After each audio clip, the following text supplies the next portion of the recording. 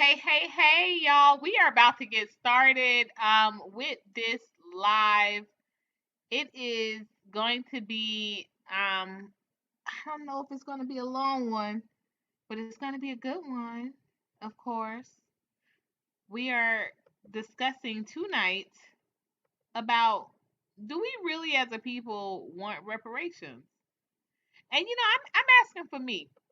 I want to be very honest when I say that I am asking for me. I am asking because I find myself in just these interesting conversations and these interesting spaces and places where literally it is not something that I think is going to come up, but it winds up being a conversation.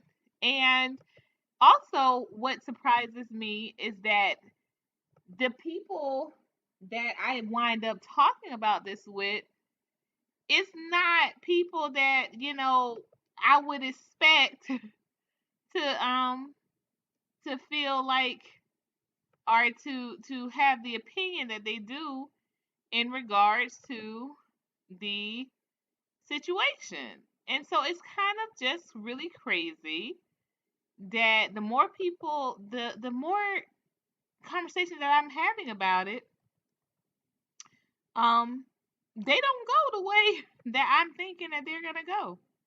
They're kind of, it's very odd. And so I just honestly wanted to have a conversation about it this evening. Hey, Miss Sis Lynn, how are you? How is Chi-Town? Yeah, I would cam up. I had a long day. It's been super long. Y'all know I'm now pulling double duty on the weekends. I'm gonna cam up, but I'm super tired, y'all, so please don't judge. Uh, hey, yeah, but I'm doing double duty now with the cafe on Saturdays and on Sundays, so my complete weekend is cafeed up, and that is beautiful, Sis Lynn. So yeah, so y'all know I do my food fresh. I do my food fresh. So you know, it definitely takes a little bit to get it going, to get it moving. But that's just what I do. So thank you so much for coming up to the panel, sis. Yes, we are going to have this conversation. I'm very excited. Very excited about it. Like I said, please don't take my looks and think that I am not. I'm very excited, but yes, I am a little tired. It is going to be a super long weekend. Uh,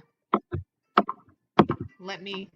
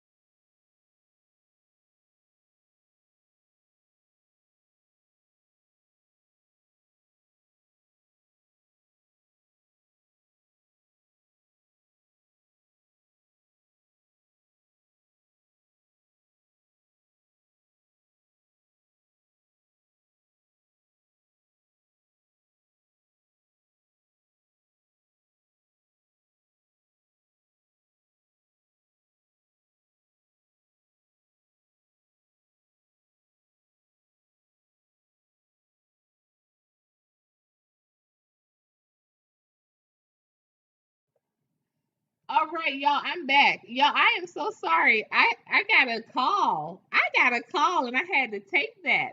Hey, Snuggles, I'm glad you're here. And Monica, let me add you to the stream. Yes, sis. Okay, so we are about to have this discussion. Lynn, can you hear okay? I can hear okay. Can you hear me? I can hear you. Can Hear you you hear me? perfect. Cause yeah, I can hear you. I just wanted to make sure because when you first came on, I couldn't really hear you too well. Okay. Um, and Monica, are you there? Okay. Yes.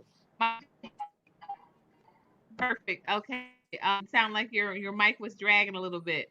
So I wish No, we that's had me our. I wish we had a talking. one of them. That's my new voice. Thank you. Um, thank you, ma'am. We had a male representative up here. I know Brother Williams said that he was going to try to make it. Brother Atiba, I know is tonight. Wizards in West End.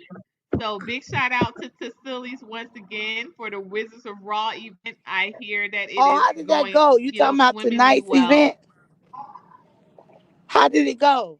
Yeah, I didn't go, but no, I one of the brothers that was supposed to be on the panel, he said it's really live, and so he's over there at it.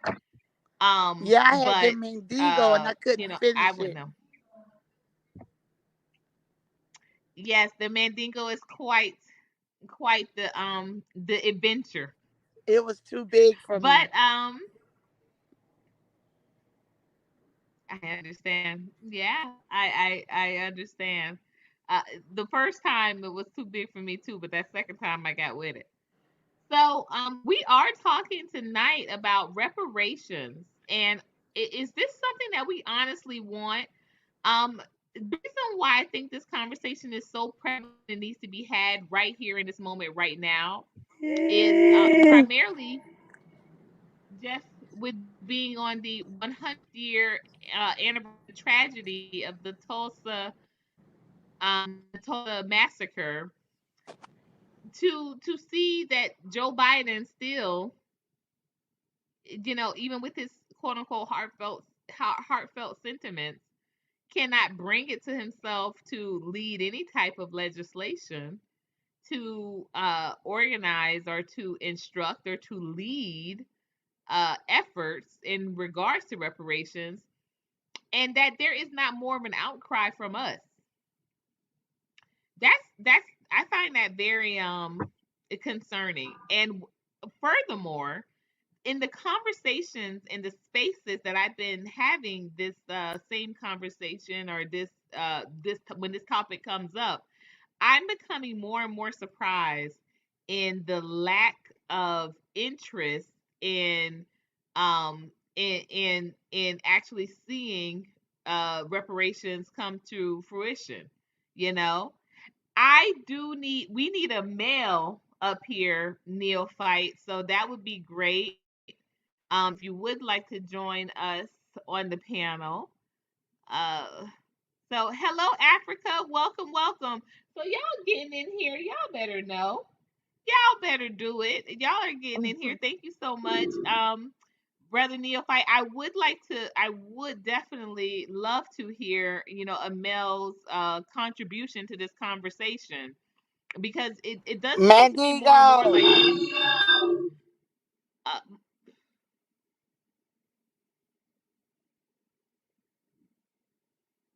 I would definitely like to hear Mel's contribution to this conversation because it is feeling more and more like the people that are interested in having this conversation and leading this effort are have been females, and I don't think that that should be the case, so to speak.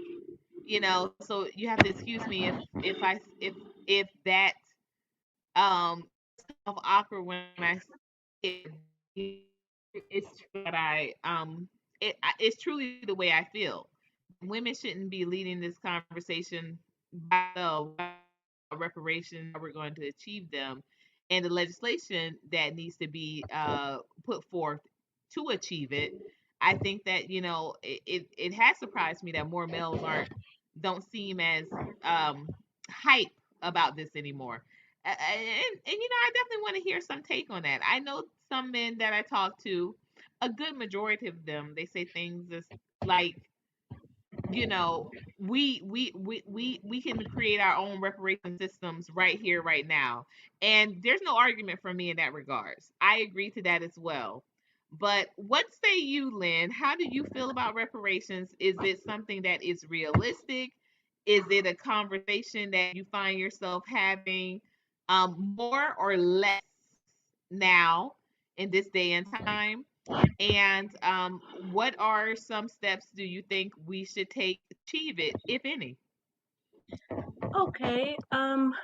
Well, I have not actually been having any conversations with anyone about this recently, so I'm very glad that you're having a panel discussion where we can talk about it. Um, what I can say is, and I'm showing my age, in the Chicago area, we've been talking about this at least since the 1990s.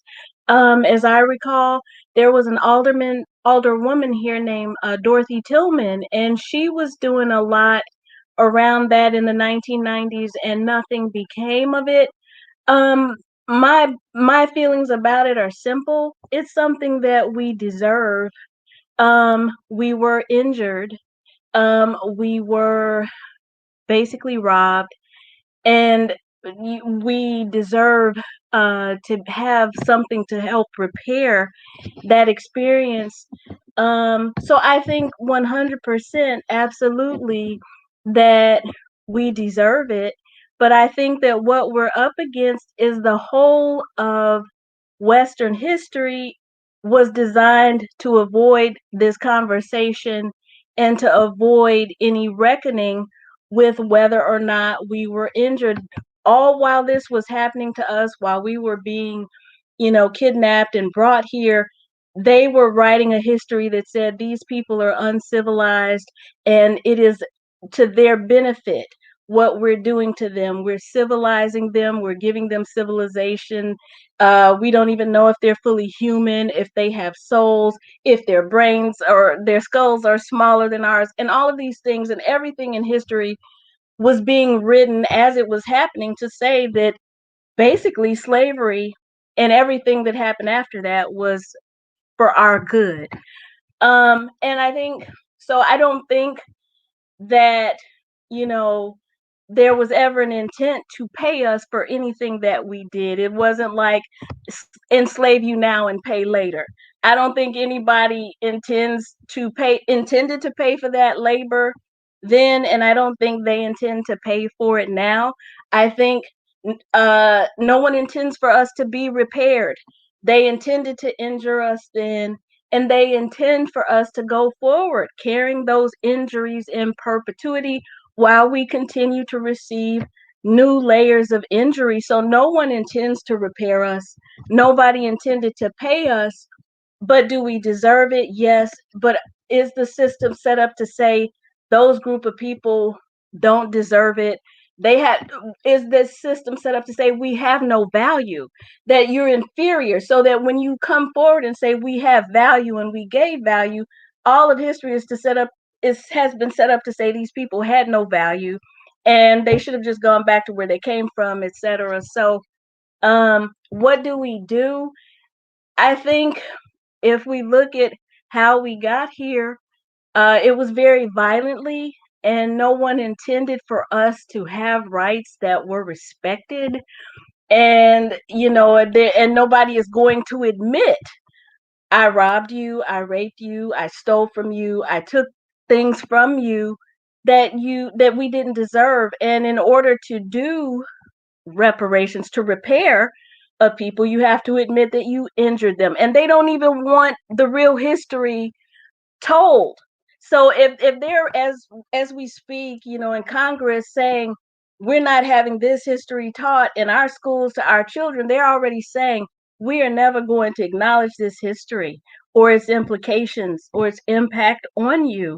And so how if we do deserve it, get that acknowledged and actually make it happen in this system, I don't think it can happen within a democratic framework, because when they say stuff is off the table, then they have the power to say that's off the table. And you can't make me. If I don't want qualified immunity in this bill, that's off the table. We're not talking about that.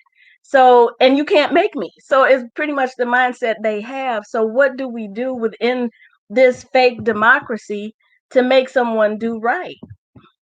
And so I apologize for ending with a question, but I guess that's the only place I can end it, to say I don't know. But I don't think anybody wants to give us anything, whether we deserve it or not. That's all I'll start with, Miss C. Love you. Let me tell you, that was such a mic drop moment. Hi, NC Worker, how are you? I see you, Neophyte. I am pulling you up to the panel momentarily.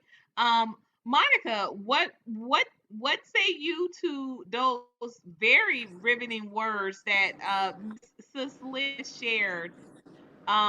Right on the money, and I also Well, want to I add, like just to give Lynn. a I little. like Lynn's perspective, but Courtney, did she talk about? She said she's from Chicago, right?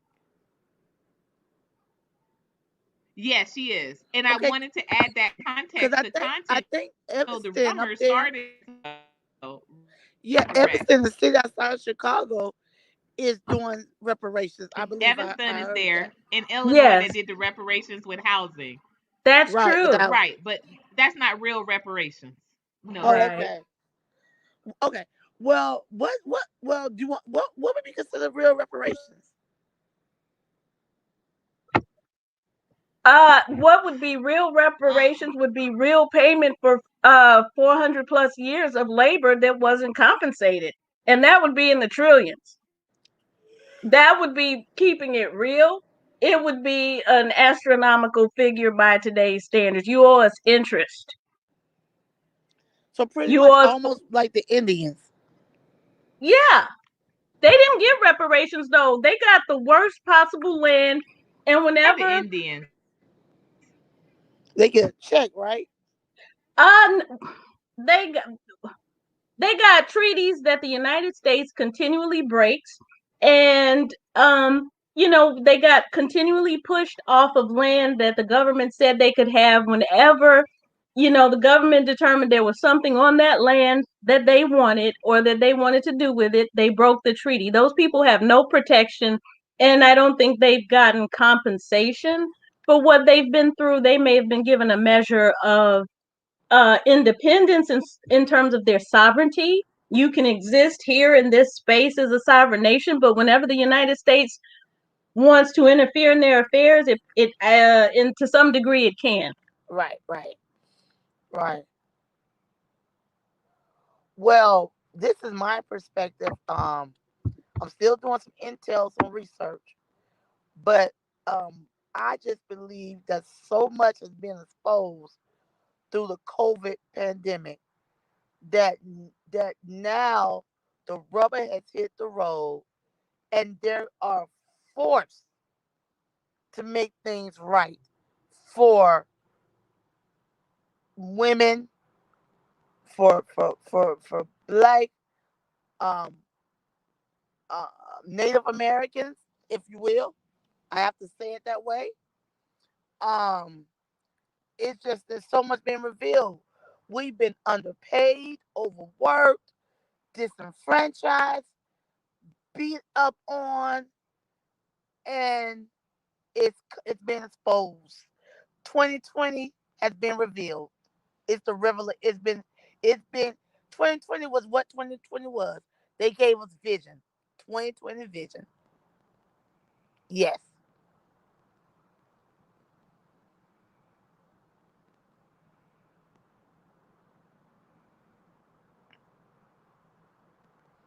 I was finished. Oh, well, if I I could comment. definitely, I, yes, I definitely love the same thing 20 did. So it was supposed to do, so 21. It's 2020. We won. Let's use that vision and let's put it to let's put it to great with looking forward. Because if we got 2020 vision in 2020, now we're looking forward to seize those opportunities. So definitely agree. And Yes. Miss Lynn, you wanted to respond there before Brother Neophyte contributes his thoughts to that. I definitely want to hear them. Yeah, I don't mean to be like a Debbie Downer, but I've heard people saying that 2020 thing, idea that we can now see things clearly. Um, I would say though that we've been able to see things clearly for a long time, and I think that things have been becoming exposed for a very long time in terms of what's really happening here. And so I think, and honestly, I think that the government has become so brazen that they know that they can do things and then have a period of disclosure where we know about it and then just move on because they know we can't do anything about what we have come to know. So, for example, if we learn there's a disclosure that the government is capturing and keeping everybody's emails or text messages, because they have some secret NSA law that permits them to do that, but they never got the consent of the public. Well, that comes out, it's exposed, there's a disclosure, and then what? I think if you look at all the disclosure and exposure that happens, that's what happens. We know it, we see it, and then we simply realize how disempowered we are and just how much power someone else has and how very little we can do to challenge it. And I don't mean that we Yeah, can't. but And I don't mean that we can't chart a new course, but I'm just saying they put a lot of stuff in our face that they're yeah, doing, I and don't think nobody they can really do been anything. hiding it. I think it's been in our face, but we just been not really looking at it that way because they. I mean, it's almost like it's been in our face for a long time. It's like, how do you want to use it? How you want to use the material? We're going to give you everything. You put the dots together. You connect the dots. You know.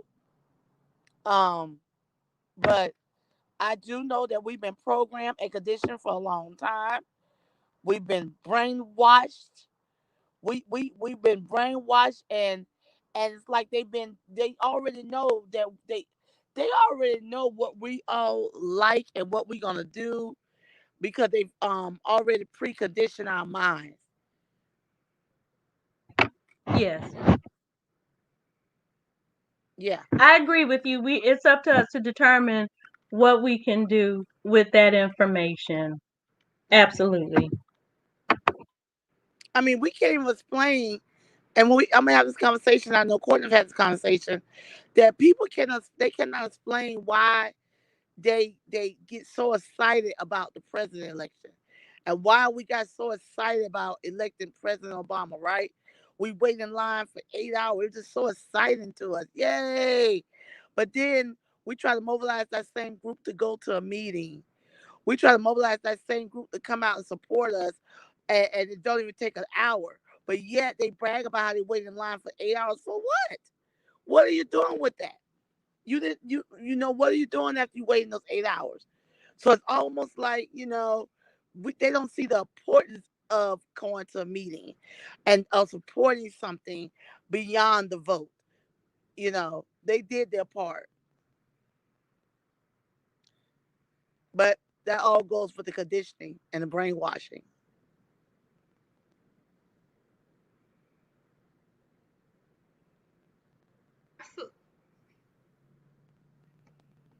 Absolutely, absolutely.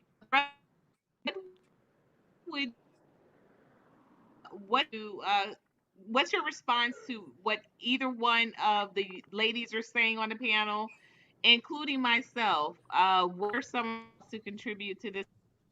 Are we really ready or want reparations? Peace and blessings, family. Hello, ladies. How are you doing tonight? Um, let's go ahead and get started on this. Um, First off, I actually thought it was kind of a rhetorical question. I didn't know if I should take it seriously. I becoming because when you're presenting that, when you've presented a question, it's like, do we want reparations? In my head, that's how I see it. Do we Are we ready for it, or do we want reparations? To both of those questions, I say yes. It's long overdue, and we're not going to allow anyone to dictate to us what reparations are.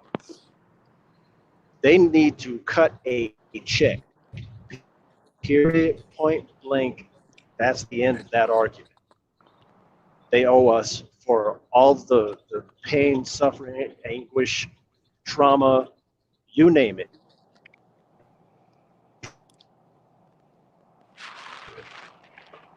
They owe. Personally, I take it a step further.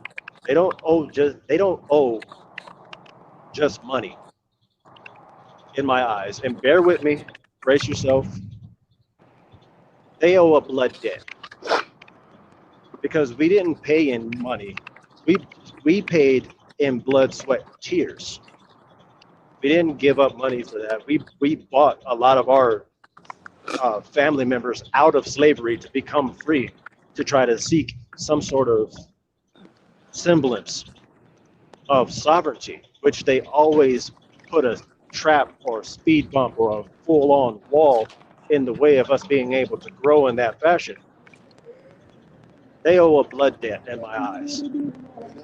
I'm sorry if it comes across a bit brash, but from a male perspective, that's what I feel is owed. And they're challenging most of us on it, on whether or not we should justify whether or not we deserve it or not. I say if they're going to challenge us, we should be standing up and facing it. From a male perspective, this is a gauntlet. This is a line in the sand, and they're daring us to cross it. I say with both feet, we need to be on the other side of that line, crossing that line that they've clearly laid in the sand. 2020 is essentially that line to me where they've been exposed to all of the pitfalls, all of the lies. A lot of It that, a absolutely lot of that was a lot of those things have been exposed, and not just to black people, because we've already seen it. Just like the sister said earlier, we've already been living that. It's only now that everybody else can see that, and now they're like, "Wait a minute, what? What do you mean it's always been like this?" Yeah, hi, hello, oppression. We've been here. Welcome. You know, mhm uh, mhm I digress. I mean, because we're going to correct definitely, correct. I'm going to be here for a little while and definitely try to give my insight on it. Okay, so say that I agree. That she agrees. Let's read some comments. Rapscallion Garcia, hello Jose. Jose says that's the politicians' money. That's the politicians' money they pocket every year. They don't want to let that bone go.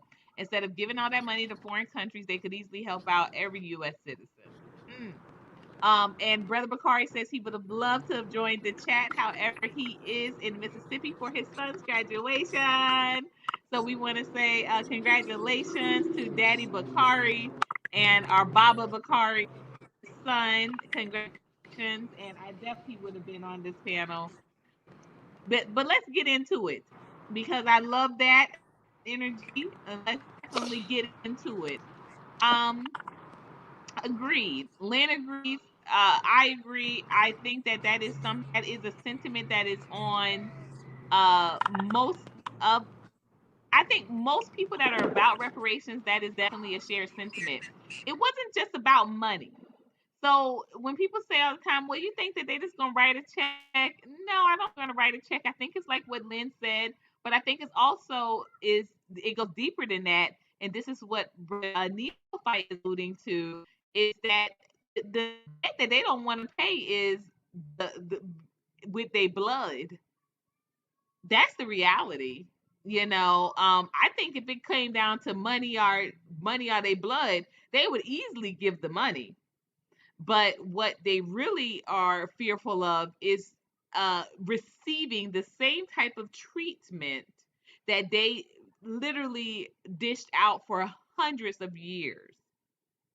I think that is what petrifies them. That reality is what keeps them from having the discussion.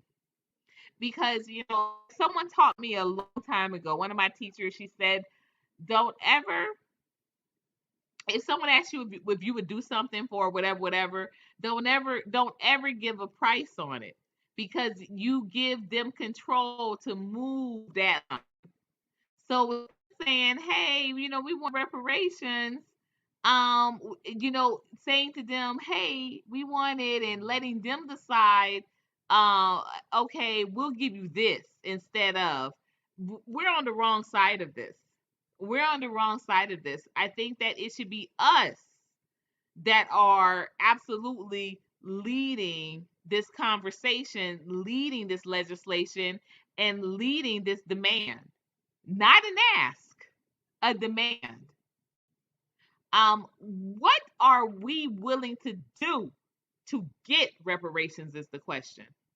I'm gonna let Monica. I want you to respond to that first, and we're just gonna go round the table with that. Monica, respond first. Neo, take that question next, and then Lynn. I want to hear your response to that. Um, well, What are you willing I to do really to don't get know the what we're gonna reparations? do. I know what we're gonna demand is what we're gonna demand and how we're gonna present them with our demands. I believe that's what it needs to be. It needs to be a collective voice that presents demands on reparations and stop asking. That's my take.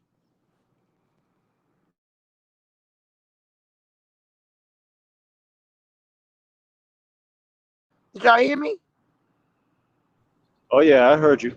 I'm Oh, just okay. Neil waiting, Fight, what you just thought waiting my about that? time. Yes, What I you. you thought agree. about Yes, that, we Neil need to Fight? stop asking. Yeah, Yes, I agree yes, you're 100%. you're up Um, you're up, Neil. okay. Honestly, again, I'm gonna try to speak candidly, and I'm trying not to use any profane language, but I'm gonna keep it real. Paying out money to me, it's already clear that you don't want to do that. I want my pound of flesh, and I want it out the derriere of this people that call themselves in charge. Honestly, I mean again that's radical. I apologize. We got to keep it, but they took their pound of flesh out of us. I want mine back. Let me explain. What we are trying to do is create an atmosphere of sovereignty for a collective of people that want nothing more but to be left alone and free to do what it is that we want to do, and that is to be at peace. That's not going to come free.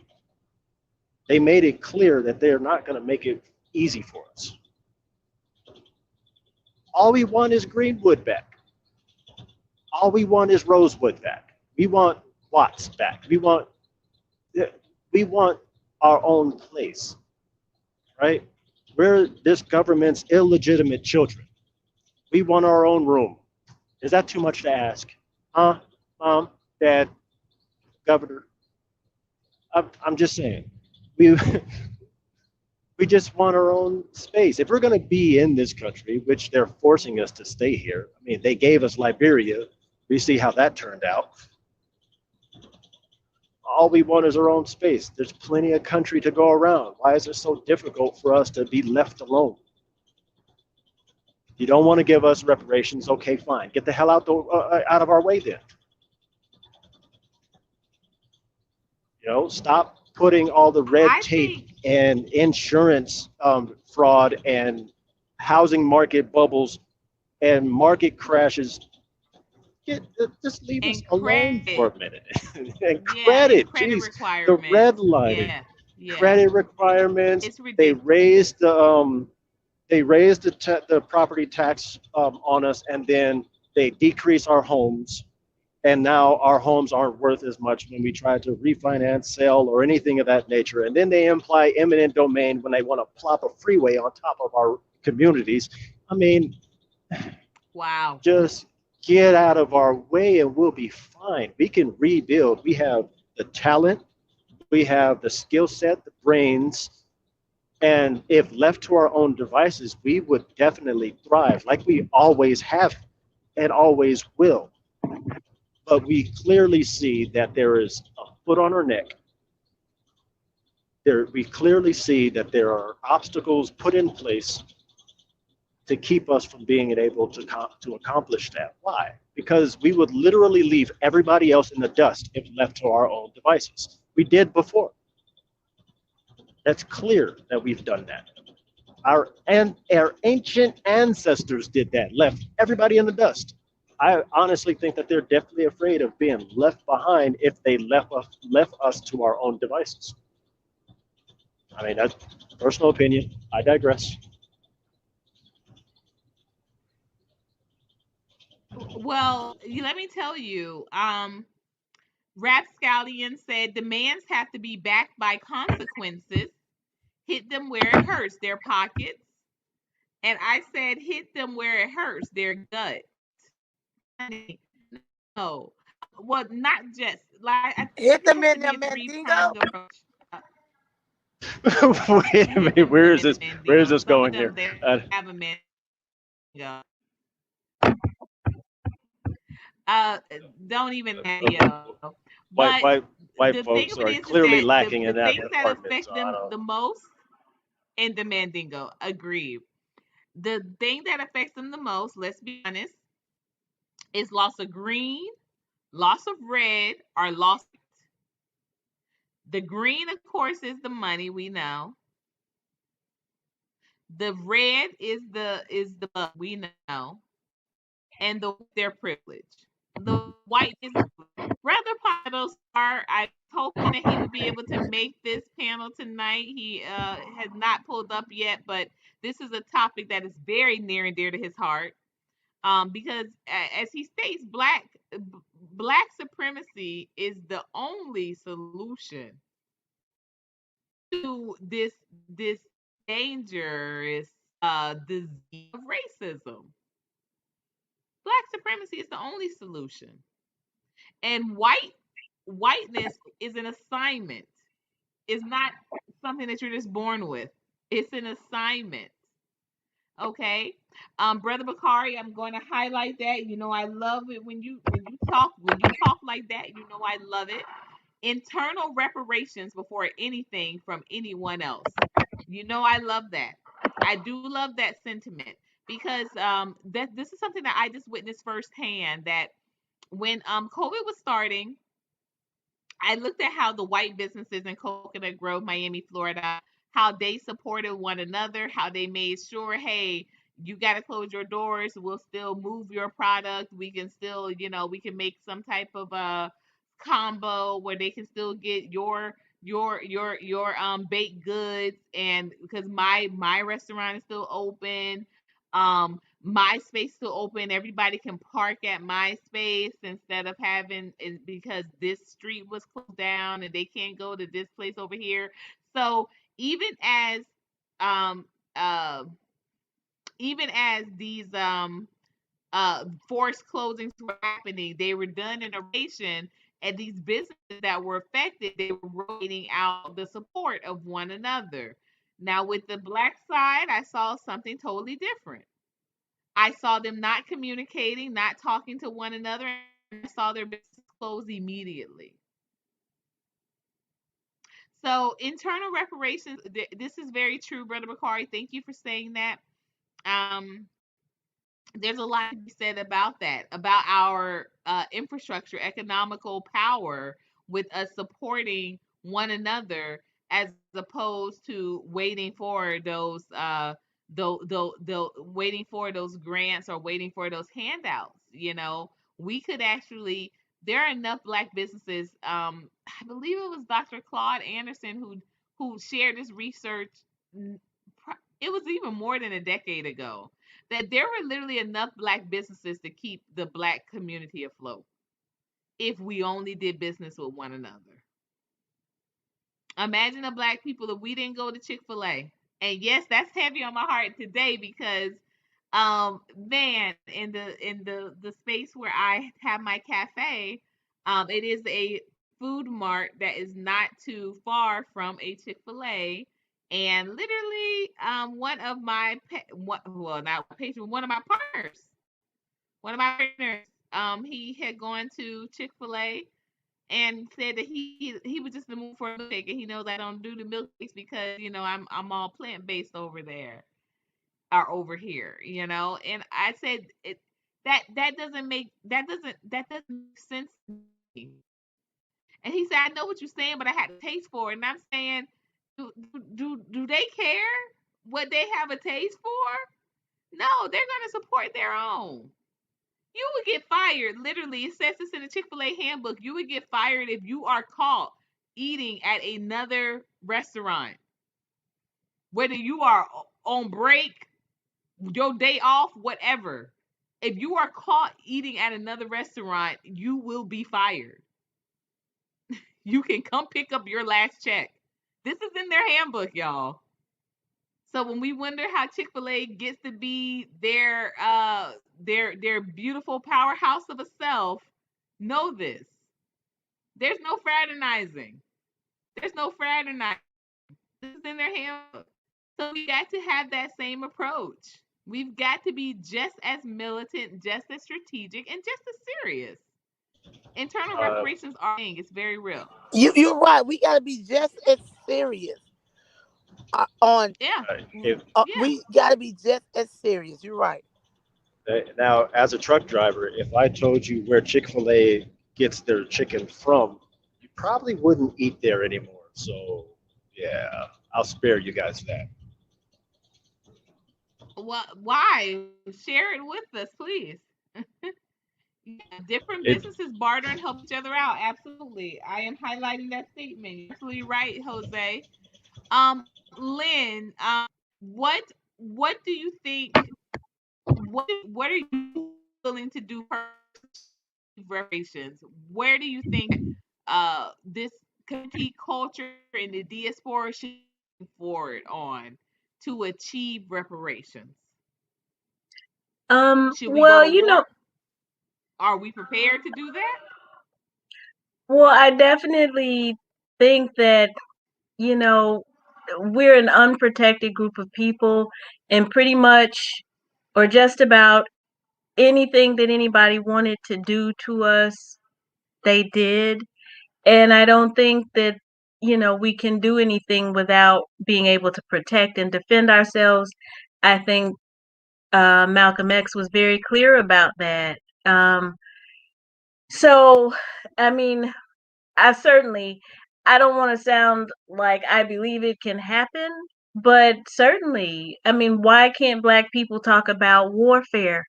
Because honestly, a centuries long war has been waged against us. And I don't think that if we look at the history, that we can avoid seeing it any other way in every shape, form, and fashion. This group of people has made war with us psychologically, biologically, financially, in every possible way. They have tried to be a destructive force to us. Um, and so, and when I think about that, I think that that warfare is ongoing.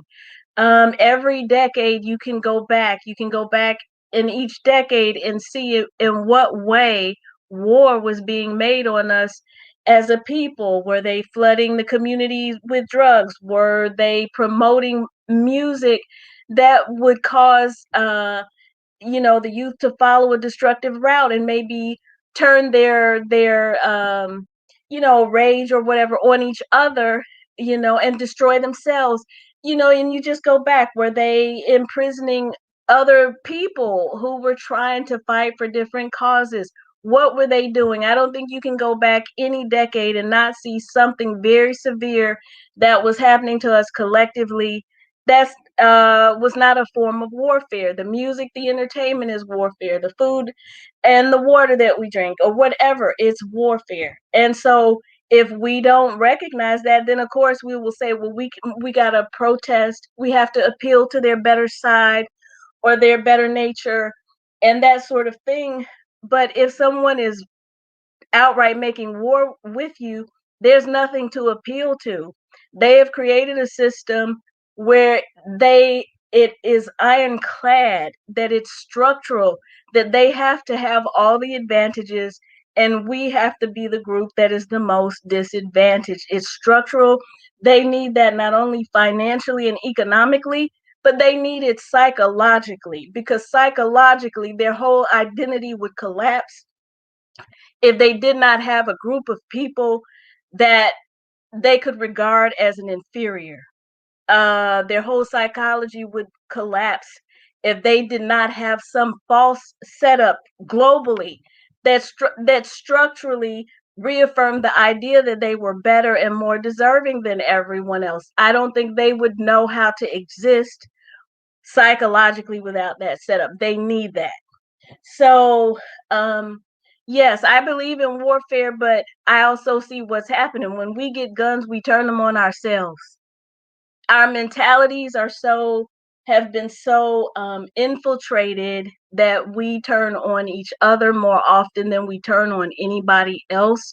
So, to answer your question, certainly I think warfare is valid, but have we been psychologically rendered unable to even consider that as a pathway? I think so. I think there are some people who believe that, but the most people, I don't know that they would be able to even get on board with that because they're just fighting for survival day after day. I'm sorry if I'm depressing. No, With no, that. no.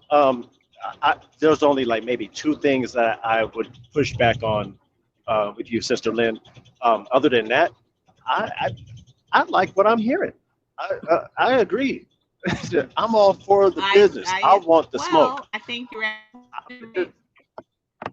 Give me I the want smoke. the smoke. Please send it this direction. I Okay, mean, okay. oh man, I'm just trying to get this off of my chest. Bear with me. I sound peaceful. I come across as docile. I try to, speak candidly with undertones of civility. But underneath, I'm boiling over with just animosity, sheer anger. I am the quintessential angry man. I am an angry black man in America. Period, point blank, the end. What's needed to redirect that energy? Training, education, testicular fortitude. Yeah, those sort of things. We need those things in order to change the mindset, perception of the youth and the next generation behind us to be able to uh, gather together and take up arms, if necessary, to demand what it is that we um, we need to survive. I'll put it that way. I'll try not to go on some tangent and sound like some terrorist. We've been terrorized, and we're constantly being terrorized to the point where even on our media, we can't turn on the news without seeing two examples of what's really going on. White people clearly being given their humanity on a silver platter, and black people getting the shit end of the stick every time. I mean, they made a whole television show off of chasing down black people. We call it cops, but every weekend we could tune in to cops and see black people being chased down, stomped on, ran over with cars, shot. you name it, and they don't even filter it.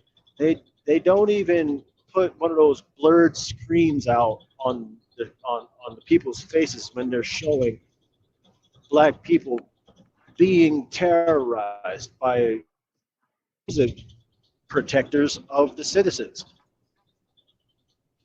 What's up with that? We literally just this week got a case where two children armed with several weapons were shooting at the cops, and the cops fired like a single shot, unarming them, making sure that they didn't do anything to harm the little white kids that were Yeah, the clearly shooting at the police. Let that be any one of our black children, and they would have yeah, unloaded several clips into them. Why is there a difference? Oh, I know, white supremacy. That's why. I mean, like, it's plainly clear that there's a shell game going on here, and there's no reward at all for us. I mean, we keep comparing ourselves like what we want, like say comparing ourselves to like the Native Americans. Native Americans have their own kind of private sovereignty where they're allowed to self-govern themselves, where they have their governing board, their tribal leaders, their tribal sheriff's department. They're able to police their own communities, neighborhoods, towns, casinos, and whatnot. They're allowed to do this. You go through New Mexico, and clearly the native tribes have their own sections of places that you can go to where there. The police don't have the state police and the highway patrol don't have jurisdiction in their tribal territories. Clearly, you can see that the shift is changing in those kind of communities. Black people, we can do that same thing, but we're not allowed to, right? Because of the narrative that we're just not educated enough. We, we're, we're too far gone. Honestly, I say, damn that. We're not. We just assume that our police system, our sheriff's departments, our governing bodies are there for us as well. We're thoroughly convinced that our government it has our best interest at heart. Don't think so. Biden is an example. Clearly, this man put out a lot of different laws back when he was just a senator that were against black people, but yet he's a president. Okay, I'll go with that. Vice president, same thing. The person before that, Jesus freaking hell, I can't even go with like even having the idea of having that Cheeto Minotaur in office in the first place. I don't get it. But no president ever in the history of this country has had black people's interests at heart. A lot of people argue with me about Lincoln having our best interests at heart. No, that's a false narrative as well. No one has our best interests at heart that has to deal with anything that is a governing body. That is the clear truth. Question is, what are we going to do about it? Or are we going to wait until our backs are against the wall before we decide to take up arms? No. Last year, a record number of black people became gun owners. But magically, now we have new gun laws being introduced to different states. I'm just, I'm waiting for for someone to actually present something that is against that thought. I don't think there's going to be anybody who can disagree with that. Not on a legitimate level. I only bring it up because something has to be done, and it's already past tense. Our backs are already on the wall. We have to do something to change that by any means necessary.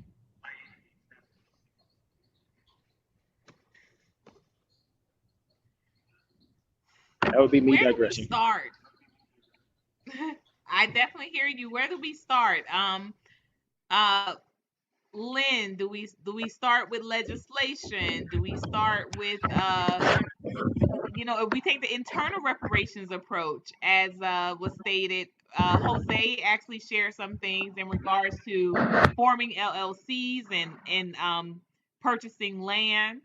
Um, this topic has come up several times throughout a lot of these panels, a lot of these discussions, especially with Brother Neo being a truck driver and Brother Bakari also a truck driver, or in the trucking industry, so to speak. Just that has something that has been so. Where do we start?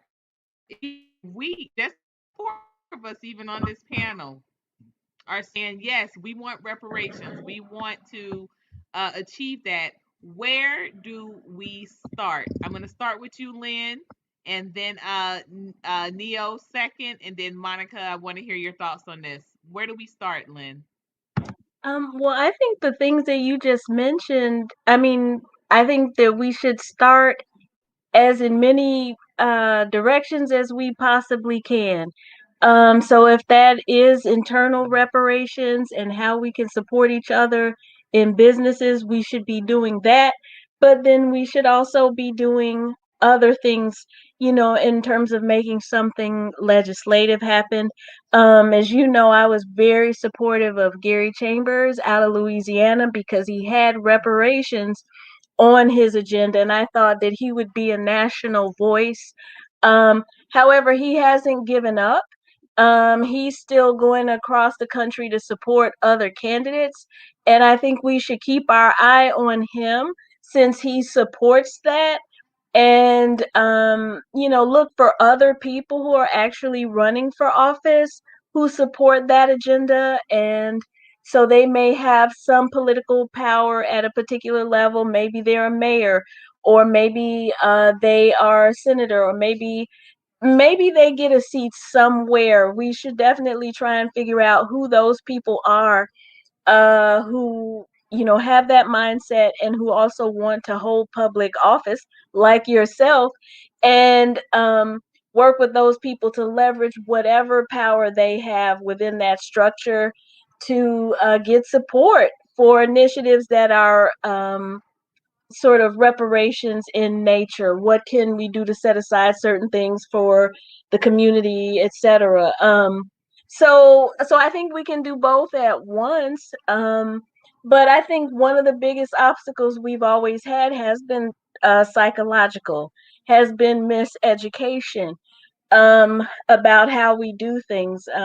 We have to maybe look back and say, whereas Martin Luther King probably was so deeply sincere and meant the best for us, integration probably was not the best idea on so many levels in terms of businesses, because we felt that it was an achievement to go and take our money to the people who didn't want to serve us. And I think Malcolm X was fully aware of how stupid that was. He would say, "Oh, these guys just want to have coffee with a cracker or something like that." He thought it was ridiculous, but it was about dignity. But I don't think Martin Luther King realized the money part, that we were becoming disempowered economically by allowing Black businesses to fail and giving that money to people who didn't have our best interests at heart. So we have to get back to look at, deal with the idea of, do we want to be assimilated and integrated, or do we want to be separate? Do we want to try and pull back?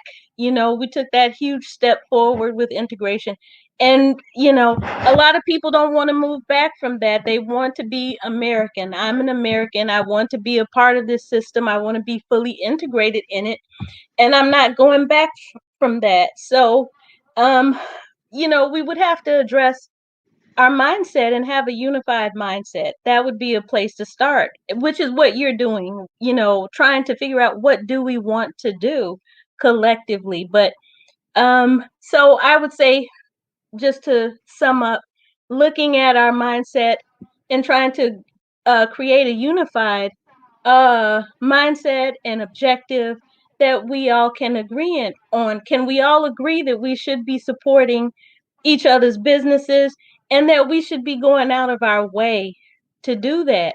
Um, you know, and having conversations that support that. And again, finding those people who are supporting public office or seeking public office who have a reparations agenda. And I only know of one, and that's Gary Chambers out of Louisiana. So I think that's what I would say for now.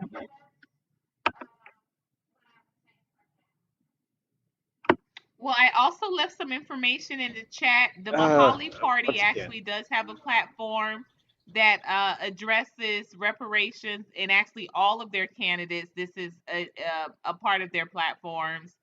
Um, so definitely please visit the mahaliparty.org. I recently became a member and have been absolutely just uh, very impressed with the other members.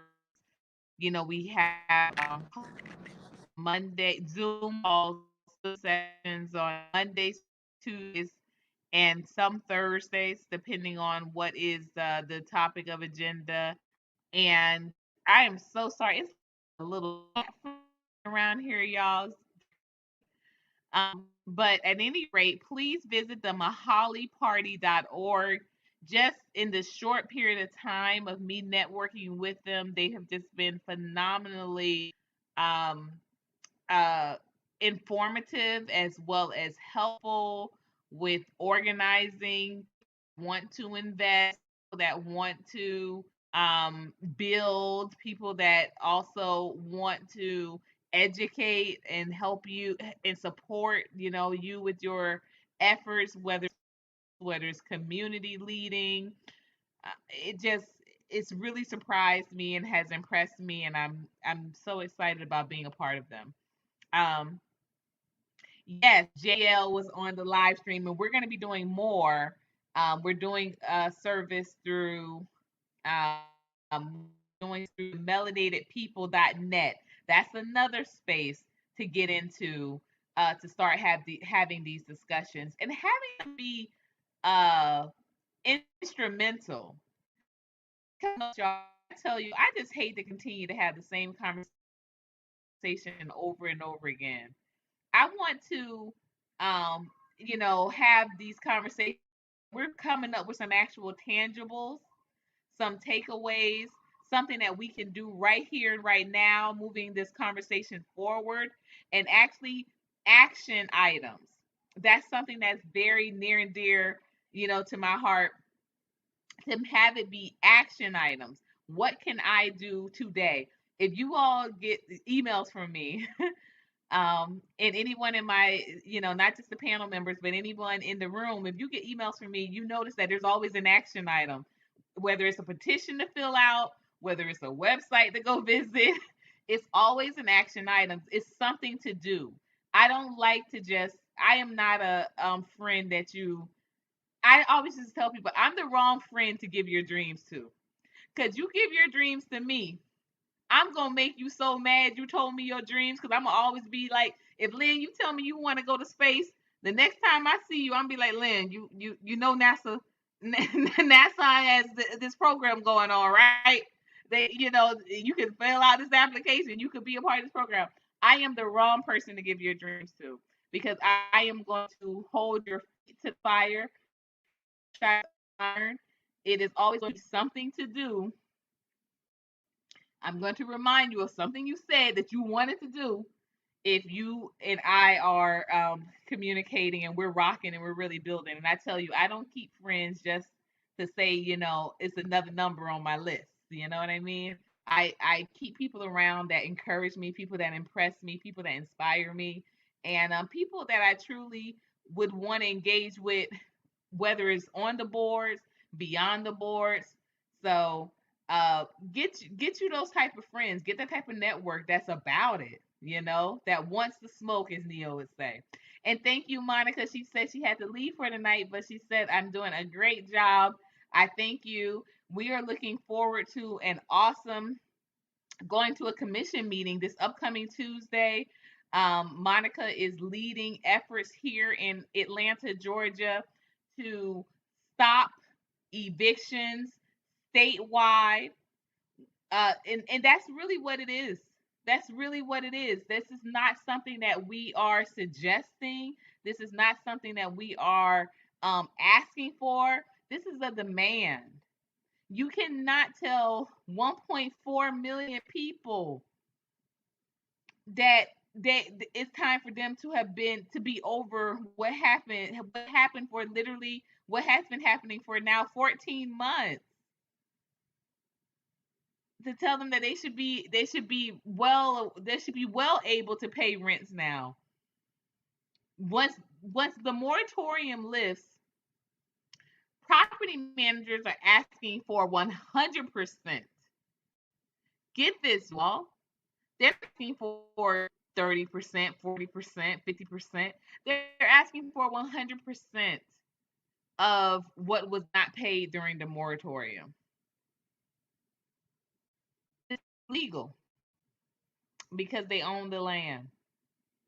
The land, as Brother Neophyte stated, our blood literally is in the soil on. It seems incredibly inhumane that anyone would make you pay to live upon the property of which your ancestors were murdered.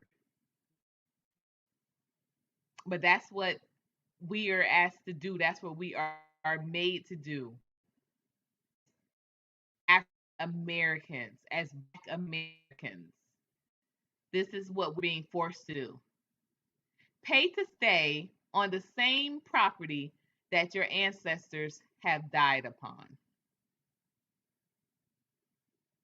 Talk about it, y'all.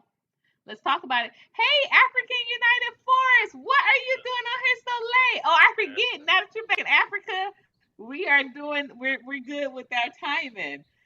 I say big ups to my sister African Unite Forest, looking so beautiful and glowing so beautifully since she is back on the motherland, on the mother continent. Absolutely. Some land does have bad vibrations, but let me decide. Let me decide. If I got to share my space with a couple of ancestors, I let me not pay for it. Let me decide. Absolutely. Absolutely. So I'm going to highlight. I am so glad you're here, Africa Unite.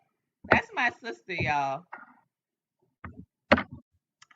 Monica is my blood sister, y'all. Same mom, same dad.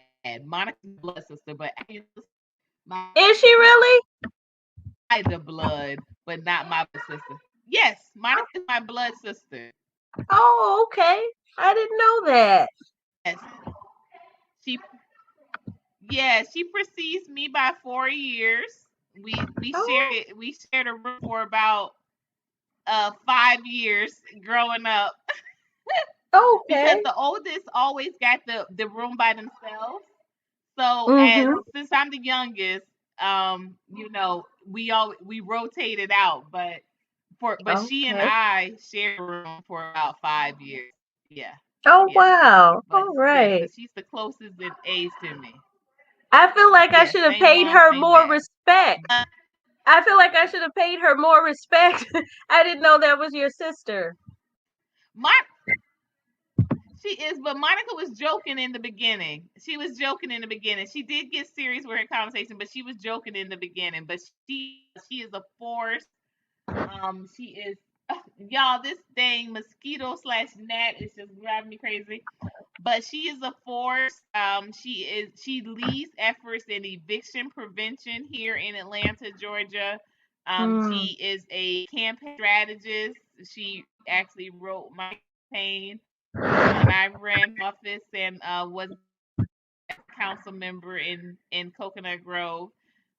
She yes, she's a jokester at times though, so I'm sure she did not take it. She would not take it. She did not take any slight when you say you should give her more respect. She's a jokester, and she was Mm. joking when she first got on because she didn't realize that this was because she had called me and she was like, hey, what are you up to? And I said, I'm about to do this live, and I sent her the invite, and I think she just thought we were just gonna be like kind of like late night chilling, and I was like, no, no, no, we're Kikiing. talking about reparations. This is serious. Yeah, she thought we were gonna be kikiing and tikiing, but no, this is Oh. this is serious. Mm. Um, Now, that may be true, Jose. Jose says if you have bad luck in a certain part of the world, it's better to move and change coordinates. It has to do with numerology. That is true, but there are some spaces that we are never even allowed to explore because of the cost. We've been gentrified and pushed off of our own land. So that's what I'm speaking of when I say, hey, can you imagine being forced to pay rent on a space in which your ancestors have died, and to be told that you can't afford to stay in a space that your ancestors were pushed off of? This it seems deplorable, but this happens. This definitely happens. So we are Haiti closing much? in on 11 p.m. You said much exactly. We're closing in on 11 o'clock. It's about 10:45 here. What Eastern Standard Time. I did want to get into another conversation. I did want to get into another topic, another layer of reparations. Another layer of reparations. How do you think we can go about, and this was also a mission of Malcolm's, at the time of his unfortunate, brutal assassination. How do you think we can engage African countries with the conversation of reparations in order to move this agenda forward? Is that a realistic possibility? Let's start with you, Brother Neo. It's definitely a possibility. I mean, just look at the youth, really. Um, Unfortunately, if you are on the north end of millennial, you're still kind of stuck in one kind of pattern. But fortunately, the number of millennials and the children that millennials are having right now are allowing for the possibility to be able to change whole narratives, are getting ready to really be key in Africa and in the States and abroad, right? In other words, black people are multiplying, and it's a good thing. I mean, we're going to take advantage of that. Now, mind you, we still get this stereotype of black people having illegitimate children. Yeah, I say whatever to that. As long as our numbers still like keep progressing, I'm okay with it, honestly, because it plays into how I feel that we can actually make inroads on trying to get our reparations non-violently, but they're definitely going to be upset and pissed off and may try to respond violently if we um, take into consideration how we attack the pocketbook of this country and all these other superpowers. Superpowers all have one thing in common, in my personal opinion. They all have their economy in common. It's all tied into Wall Street. It's all tied into the Dow Jones, the marketplace, the uh, the Nasdaq. This is how we get a hold of their their uh, their power because they don't realize that they've relinquished that power to us down here at the bottom. The people who make things trend. Keyword trend. When you're investing in the stock market, you invest in stock market and you're investing in what is trending. Black people, hello, we make things trend. We make things popular. If we can do that, then that means we can make things unpopular, right? If something is unpopular, it doesn't sell. People lose interest, people stop investing. That's how the stock market essentially, like on a very, very basic level, works. So, bearing that in mind, let's pick out one superpower like corporation, one superpower corporation at a time, and pick one of their products. Stop buying it and watch the whole marketplace have a cow. I mean, literally on the stirrups, legs spread, have a cow. They will lose everything. They will lose their whole mind if something like that happened. It's happened several times just within this decade. When black people stop buying certain things, they have to figure out some sort of way to get their attention. Let's take Cadillac, for example. Black people stopped buying into that stereotype and stopped buying Cadillacs. What happened to GM Motors? Oh, Fiat owns it. Really start thinking about that part, right? I mean, what's another example? I don't know. Kit Kat bars. Black people used to always eat Kit Kats. They used to make these corny commercials about that. Black people started catching on to that and stopped buying it. Now where are they? Still trying to flounder around to keep into the marketplace. All I'm saying is if we were to use that power of ours strategically, collectively, you can upset the marketplace and then they will have no choice but to bend to whatever it is, whatever demand you come up with, whatever you desire, whatever you think you want, you would have their full attention. Same thing goes with your vote. When you vote on something, they rely on black people's vote all the time because we vote religiously, like without a care. We give it up. Stop doing that. Demand something. And if you don't, then what? Are we going to listen to Puff Daddy to vote or die? Trash with that. I'm just saying. The most sensitive area that you can attack, the most vulnerable spot is the marketplace. I know because I literally move product across the country at a trend. Whatever is trending for the season, that's where the work is. If black people were to actually do that and start taking advantage of that, you would upset the flow of how everything works. I mean, if you don't want to take my word for it, just think about this. During the coronavirus and whatnot, how many times have you heard about truck drivers actually catching coronavirus? Why didn't that make the news? Sounds a bit off to me. Hmm.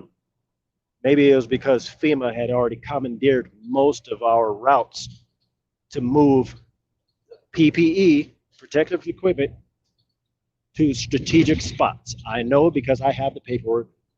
I kept the bills from when I was actually doing it. Just saying. The economy is their sensitive spot, and we are what makes everything trend. Use that. And get Snoop Dogg to stop trying to sell Coronas to us. Jesus.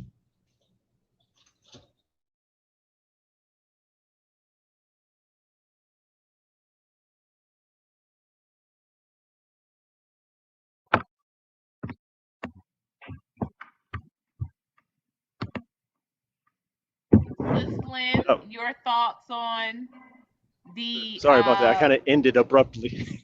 opportunity? I'm sorry, what was the last No part? problem. And your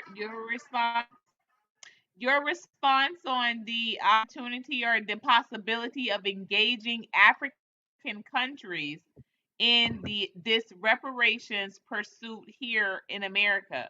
What are your thoughts on engaging African countries in on this conversation? Uh, I mean, I think that's something we should do.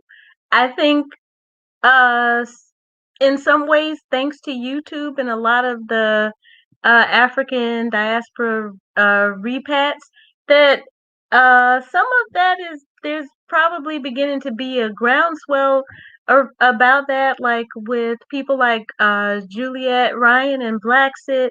They are advocating for you know you know those of us in the diaspora to have the right to return and not have a lengthy process before we can become citizens, to be integrated in communities, and that sort of thing.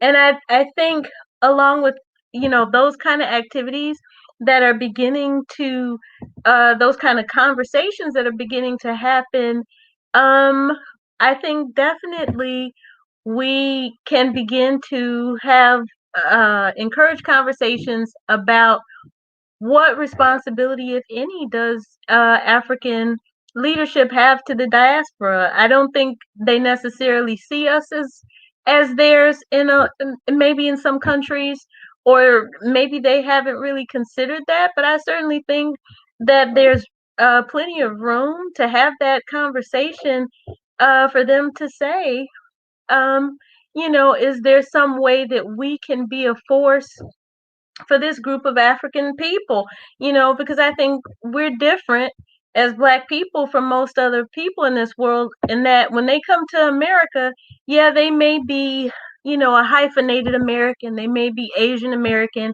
they may be Mexican American, they may be whatever, but they also have home countries that have direct relationships at the government level with the United States, who can speak for their interests. And we're kind of a lost group of people here with no one to speak for us or advocate for us. So I think the more we sort of, try to connect with African leaders and to help open up their minds to that possibility that they can be a source of leverage for us. They have resources and things like that that the West continually covets.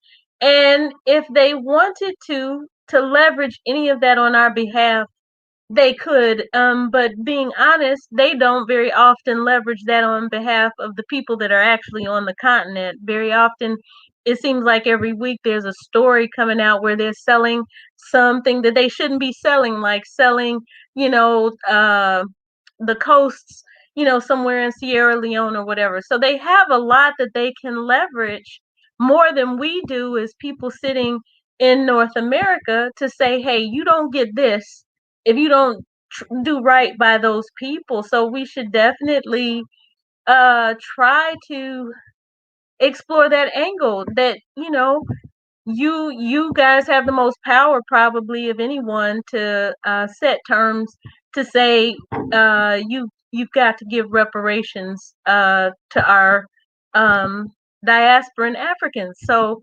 how that conversation begins exactly, I'm not sure, but social media and YouTube seems to already be creating conversations around us being able to return home, to have land, and things like that. So I certainly don't see why um, that layer of conversation, could not also happen.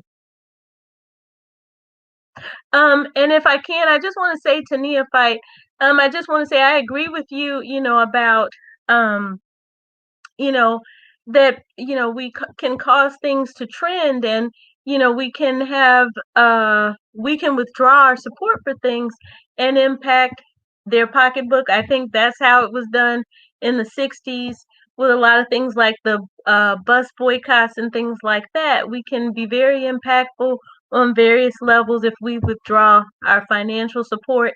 And I think definitely we have to be really creative to figure out where we have the power to impact this system, and make it pay attention, and whatever we can do to be impactful financially, obviously, is one powerful way to do that. Well, that puts a smile on my face. Um, yeah, normally people don't even agree with that at all. So let me go ahead and soak this up. But that's absolutely correct. I mean, that's essentially the inspiration for that thought is the Montgomery bus boycotts, right? But further, um, if you want to see some good examples of where we can be creative, look at the lack of creativity that goes into the commercials that we get hit with year after year, season after season. We get these corny commercials on right? Just any of our programming that are clearly advertised towards us, there's a laundry list right there that we can start with. If they green light some cornball commercial towards us to try to sell us a product, that would be the product that I believe we could start with. I mean, so that's a if we're just going off of that right off the bat, Popeye's chicken comes straight to mind. I mean, think about that. A lot of people stop buying that. What's going to happen to that? They're going to lose their shit. They're going to lose it, right? More particularly, Tyson Farms will actually lose a lot of money because they are one of the contributing corporations that puts their products out to these different places, right? But they're also one of the ones that put the most foreign things into the food. But that's a sidebar. Um, another commercial that I find to be very cheesy is a lot of the Sprite commercials. A Sprite commercial advertised for their tropical Sprite gets under my skin because of all of the clearly cookie cutter hip hop and like dances that they just throw into their commercials to try to get our attention. And they put it in very strategic times and places, channels, and during certain shows. They throw that out there. Okay, Sprite, you're on the chopping block. We're not participating in your, tomfoolery anymore. No more soft shoeing from Sprite. Got it. Right? That's going to get their attention because that's a big corporation. That's Coca Cola. They will try to figure out some sort of way to re-advertise to you, and then you know that you've got their attention, right? That's what bounces around in my head on how we can actually kind of uh, put some fear into these corporations that have their, um, I guess, they have their government officials in their pockets, their big firms, their buildings full of lawyers and whatnot, because they wouldn't know how to respond to that. How do you how do you fight against that as a corporation? How do you fight against just people just not being interested in your brand anymore? You got to spend more money. Oh, there we go. So not only do they have to spend more money, but now we're not paying them more money. I crazy Joker mentality kind of thinking, but just kind of go with me. Um, and by all means, don't let me get on a tangent. Just stop me somewhere. Okay.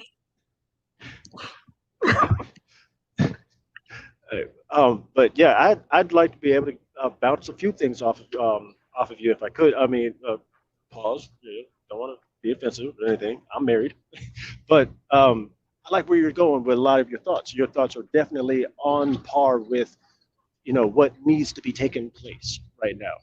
The kind of thinking that we need are in our communities is more thoughts like yours, right?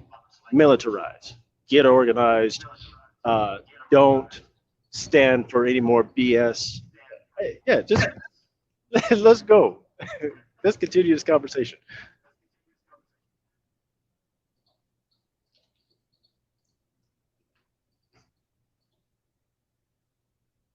Courtney, it's on you. Yes, I am excited. Um, I am excited. I just sent the link out to African Unite Force, so hopefully she can join us within the next 10 minutes or so.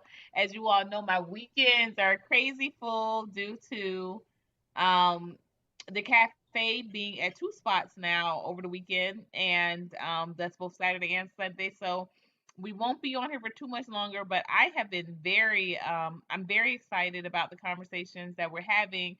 I want to continue to move this forward. I am personally working on, you know, something that a project that I do believe will shift legislation. uh, and also am working on some things that was meant that solutions that were mentioned earlier in regards to internal reparations, buying land, and that sort of thing. My dad used to always say there's no such thing as an independent, brilliant idea. He would always say that. And the more I have these conversations, the more I I think that that's a confirmation that that's true. That when we hear and when we see these brilliant thoughts being circulated, we know that we're in good company. I was I wanted to do this particular topic because there have been some spaces that I have been in recently, and I have been really surprised and quite honestly discouraged by how so many people are just like not addressing the topic of reparations anymore. It's almost as though, um, how can it be a non-issue when we didn't receive? How can it be a non-issue when the president of the United States of America can sit in front of a victim of the Tulsa massacre and not offer and not propose reparations being put forward? How is that possible that we don't discuss this anymore? We're not leading um, very visible efforts in all of our communities, that we aren't uniting and talking and speaking about this. So I definitely I definitely am looking forward to moving this agenda forward, not just talking about it, but moving this agenda forward. And if anyone wants to know more about what I'm doing and what we're organizing here in Atlanta, Georgia, I'm definitely open for the conversation. And we want to set up a little Zoom brunch or something like that. I just, I really do love engaging. I really do love engaging. I am not just someone that wants to be one-sided on this and, tap on the keyboard and then just go about my business. I'm about it. I'm about that work. So I'm just trying to see if she's going to be able to join on. If not, definitely understand. We have been on almost a good, well, a little over an hour and a half. So um, it's it's it's it's definitely weighing on me, and there are a few things I need to do to also get prepared for tomorrow. But closing thoughts that I would like to share. Um, Very simply, better done trumps better said any day, in the words of Jadena. So that's my closing thought. Um, I want to hear your closing thought, Neo, and then we'll give the final closing thought to the first person to pull up to the panel, my good sis, Miss Lynn. Thank you, as always. Lynn, it was a pleasure speaking with you. I hope we can do this again. Thank you. Closing remarks. Again, there's an entirely too many things that I can go into about what's taking place.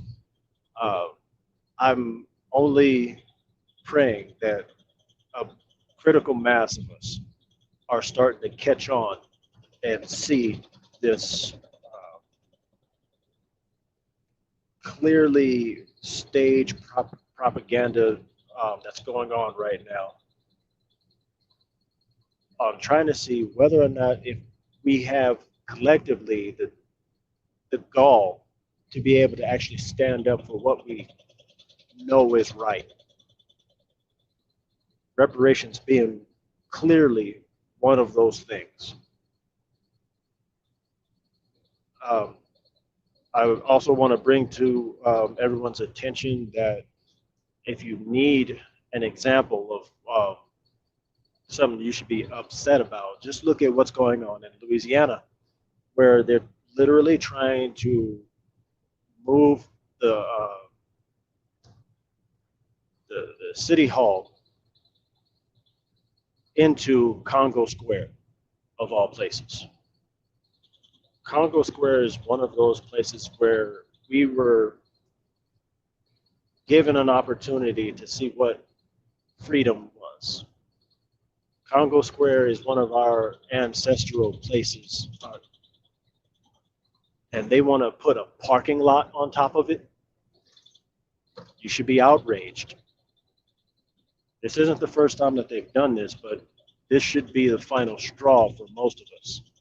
This is ancestral space, and they literally want to put a several story parking lot on top of it. If you're not tested from last year, you should be tested now. And you should be up in arms and ready to do something constructive about what is really going on right now. Reparations, sovereignty, whatever you want to throw out there as something that we need. Okay, put it on the table. Let's talk about it, but not just talk about it, be about it. And on that note, I say ashe, peace and blessings to everyone.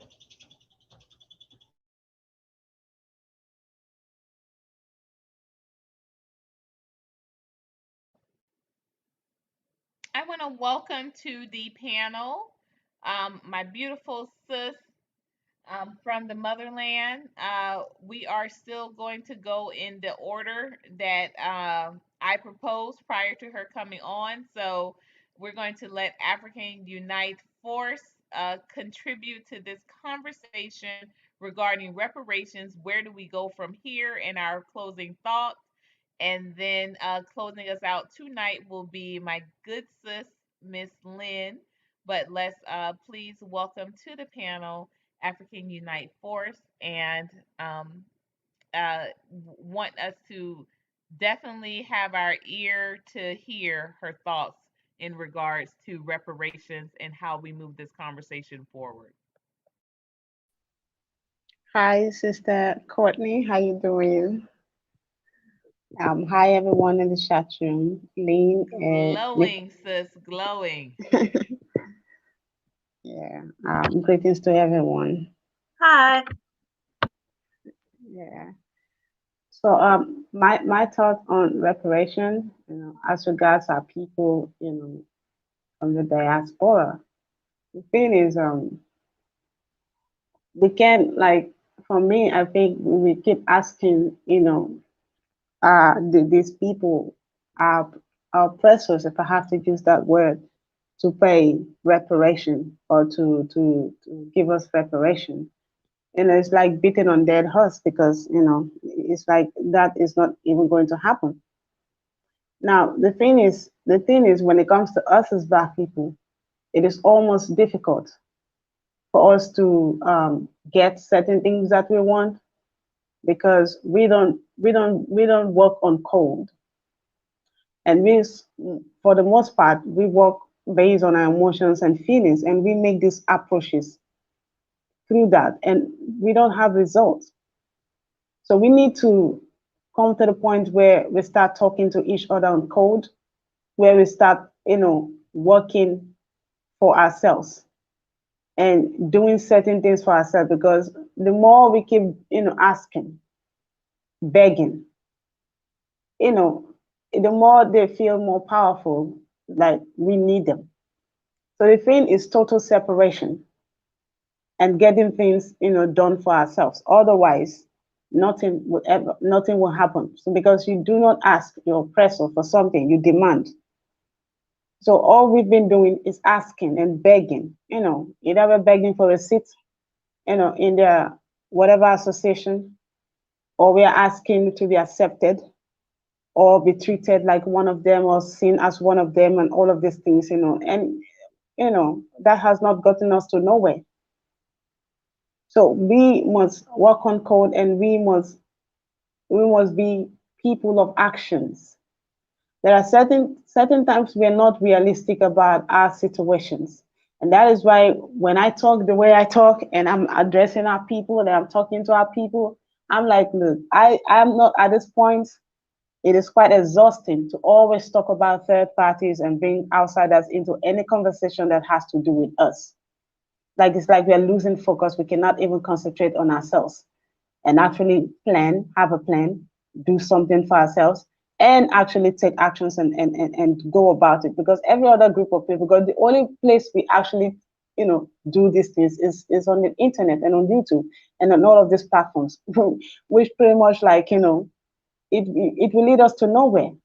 So no one comes on the internet, for instance, and I heard the sister talking about, you know, automatic citizenship and all of these things, but we're not being realistic. And that's why when I speak certain of these things, some of our people, they get offended because they don't want to hear the truth and they don't want us to come to be realistic with with our issues and what we are facing. It is quite obvious that on the continent of Africa, virtually, if not virtually all of or most of the leaders, they are puppets to these same, oppressors.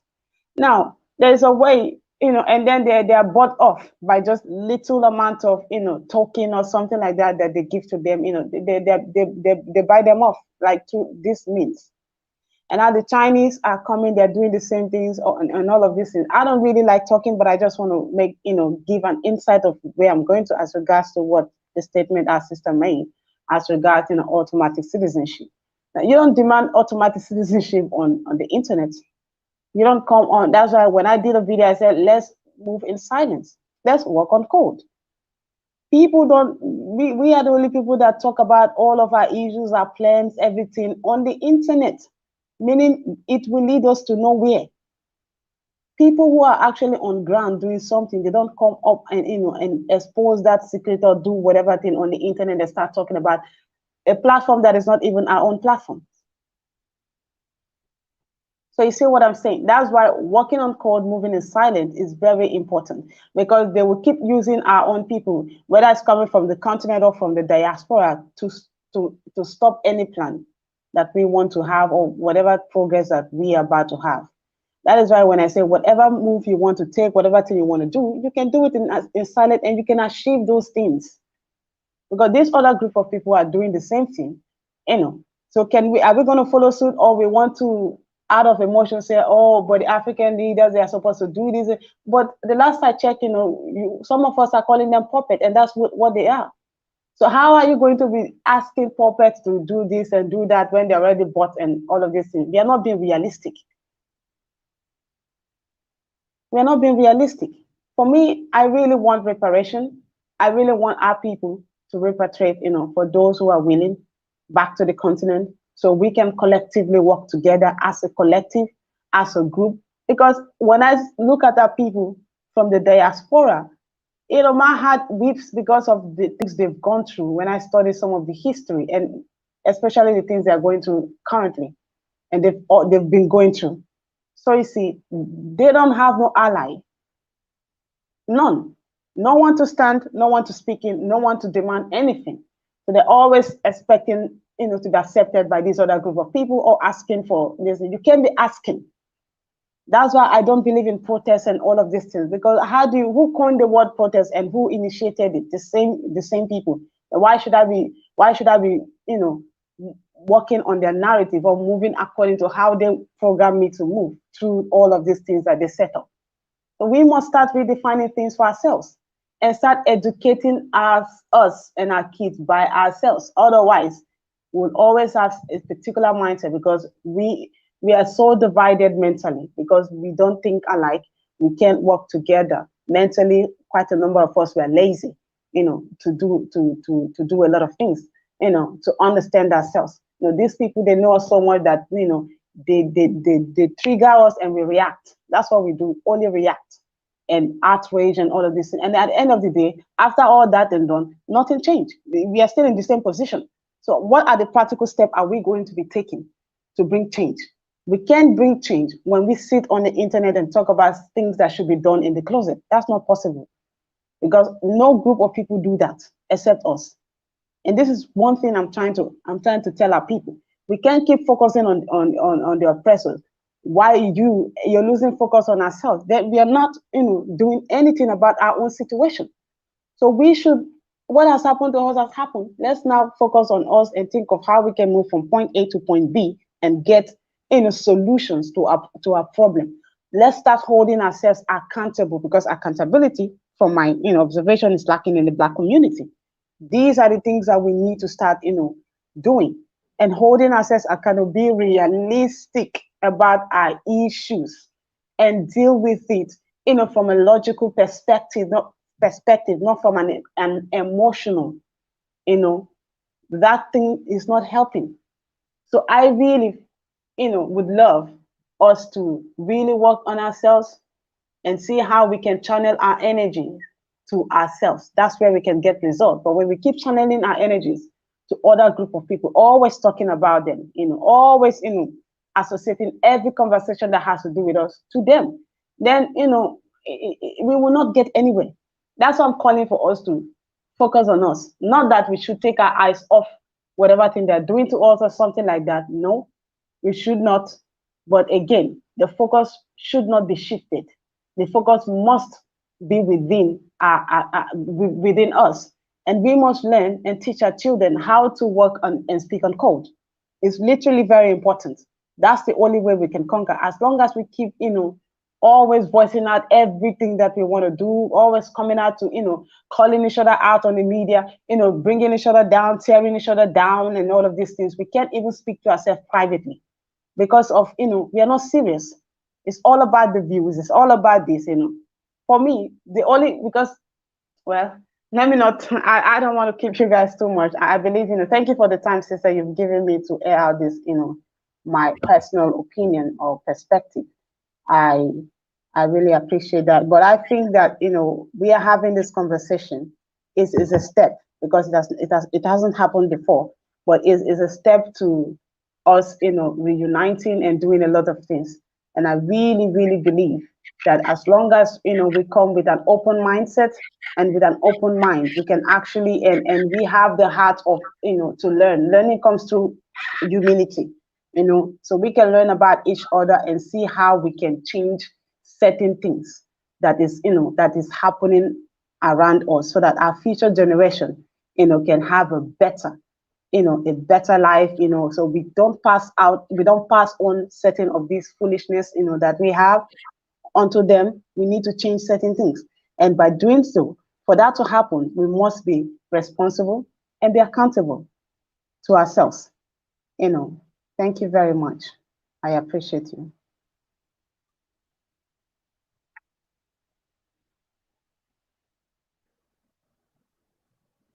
I absolutely agree with you, African United Force. I think that we kind of get into a situation where we only want to use one mode to achieve this reparations. But I think as Lynn is going to address, she's going to respond. But it was also something that she had said earlier throughout the night that there are going to be many approaches, and she feels like we should attack them from all different angles. So I know that she said that earlier before you got on, but she's going to respond also. So go ahead, Miss Sis Lynn. You're going to respond and give your closing statement, and we will end our discussion tonight with your thoughts. Thank you. Thank you so much, Courtney. Um, I I just want to respond first, and just make sure I didn't misunderstand, because what I took from what you were saying is that something that I said was not realistic. And I think I started off my comments, which you may not have heard initially, being very realistic about the history and about the fact that no one intends to give us reparations. No one intended to repair whatever injury they caused, and so forth. And I also made a very realistic comment that although it would be nice for African leaders to use their resources to leverage, on behalf of the African diaspora, I also stated that we hear every week that they're doing things to sell out their own country and their own people. So I think I'm very realistic about what's actually happening. And I also disagree with you. I agree with you that when you are making plans that it's best to move in silence. But I disagree with you that just because people are saying and doing things on YouTube that it's not having an impact. A lot of the people who have channels on YouTube are inspiring other people to take practical action. They're showing them what's possible. They're showing people that they can move to other places, that they can actually live, that they can have better lives. And that's very meaningful. And so I wouldn't be as dismissive as you were about the value of what's happening on YouTube. Yes, it's someone else's platform, and yes, other people can see what we're saying. But if you can, unless you can come up with a better way for us to share our experiences with each other, I wouldn't knock this one as you did. Okay, okay. Let me correct that statement. You said I'm very dismissive, or like that I did this and other. Maybe you did not understand what I said. What I'm saying, I'm not dismissing any YouTuber who are doing whatever thing they're doing in showcasing, or how do I put it now, in like showcasing and doing showcasing Africa, and actually encouraging other diaspora to repatriate and do all of that. I'm not dismissing that. What I'm talking about serious issues that has to do with us. You understand? I'm not talking about any like those other stuff. No, I'm talking about serious issues that has to do with us when it comes to the global stage and a lot of things. Because every other group of people, they have agenda, but we don't. This is what I'm saying. So when we fall into this other, every other people's agenda, and then all we do is just talk. I'm saying we can, we should create platforms, where we can talk to ourselves, privately, when it comes to certain things that has to do with us. I'm not dismissing, nobody. I'm only talking about an aspect that needs to be like moving on code and in silence when it comes to those type of aspects that are very, very sensitive, and that can actually stop our progress if we don't take care or take heed to certain things. This is what I'm saying.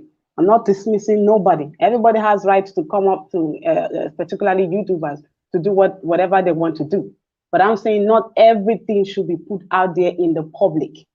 Not everything should be air out there and just be like that. Because again, if we are talking about Chinese and other group of people, then we are not learning from them, because they are actually doing something that is bringing results that we are not actually doing, or we are not, because we are not getting results when it comes to a lot of things. So what is it that they're doing? Because they're moving in silence. They don't come online and talk about serious issues like that, and do all of this thing. They have platforms, secret platforms and things that they debate and talk about certain things. They come there, and they have their voices heard, and they do whatever plan they want to do. The only thing you see after they plan is their actions, and we feel their effect and their actions. And that's what I'm saying. I'm saying we should have that type of meetings where everything should not be on the public. Everything should not be just So why are you open on right this there. platform? Why are you on this platform right You now know, the then if thing this is, should not be public? Why are you you're on not here right getting. now? You see, this is the thing. We're having a conversation. We're having a conversation, and then it's looking like an attack. And then you're saying, "Why am I on this platform if everything should know?" I'm just talking to, because I thought perhaps we are one. We're all just talking, so you can talk, but no one else can. Because I was given the opportunity to talk. If So you was want to talk, I. no, So was I will I. shut. So was No, I. I will I be was given the quiet. opportunity to talk I'll as be well. quiet so you can talk, because she gave me the opportunity to talk. So I was just talking about my own point of view. So if you don't agree with it, it is fine. But it is not that we should not come on here and then start being disrespectful to one another. I'm You're only, very I respected. arrogant. You're very arrogant. Okay, thank you. So I'll be quiet so you can talk. So Sister Omega Courtney, I think I've made my point clear, and I'll be leaving. So thank you very much. Uh, if you will, for 1 second, I just wanted to jump in here real quick because I can hear what's being said, and if I can give a different point of view for what you were saying, then maybe it can be perceived a different way. Because Again, I can hear how it could be very triggering. But the one thing I feel that we don't necessarily have that these other places have is a codified language. Like you said, a codified language, being able to communicate without onlookers being able to, you know, decipher what we're talking about, right? Most other places have their own language. They can go ahead and have their conversations in their own native tongue and whatnot. And when we get on our platforms and whatnot, the platforms that are available to us, everybody speaks one tongue. Everybody speaks one language. So everybody can hear, anybody can jump in and take notes and figure out what it is that we're talking about. Got it. I understand that. But again, what Lynn was saying is that when we get on these channels here, we are inspiring more people to be able to figure out, oh, snap, maybe the young lady that just came on here was correct. We do need to be on code, right? We need both of these angles. Like Lynn said earlier, we need to hit them with all angles. This is one of them. So, yeah, they can take notes all they want, but that just means that they're going to be able to see something that maybe we want them to hear. And then we do something else. I'm just saying. The creativity, Black people's creativity is limitless. We're harnessing it here. We're talking about it. We're getting these things into the atmosphere so that we can actually start brainstorming and getting things in motion. If not our generation, the next one after us. I know that I'm trying to inspire a young lady, my daughter, to be the most free thinking woman that she is going to grow up to be. I can't do that unless I'm having conversations with people like Lynn and Courtney O'Megan. So, with that being said, I'm going to shut up and let you ladies take it from here.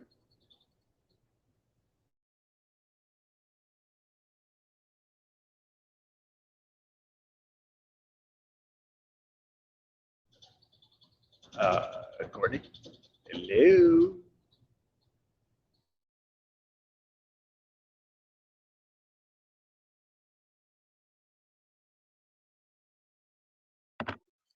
Hi, Courtney. I don't know if I'm the appropriate person to close this out, given what just happened, but I would have to say that I don't know why I have the sense that she came on sort of patronizing and chastising me or the woman who spoke before.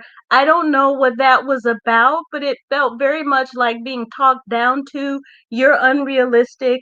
And I don't know where that was coming from because I believe I said a lot of things that were realistic about the situation that we're in. So, all I would say is what I said before in terms of reparations. I do believe that we deserve it. I don't think that, anyone intends for us to receive that. But I do believe that, as Neophyte said, that we can be creative in coming up with ways to flex our own power because a lot of times we have power and we don't see it. And we have to spend a lot of time figuring out every direction that we have power and using that to the fullest. It's very easy to overlook that when we are looking at the amount of power that other people seem to have. But I do believe we have power. I do believe that we can do internal reparations amongst ourselves. And I do think that we can make a difference in terms of achieving some sort of reparations externally, although it will take something very creative in order to make that happen. So thank you so much for allowing me to participate. I'm sorry if I caused this to go awry, but again, I don't think that it's appropriate for other people to sort of be as condescending, patronizing, as and as arrogant as I perceived that person to be. Thank you so much.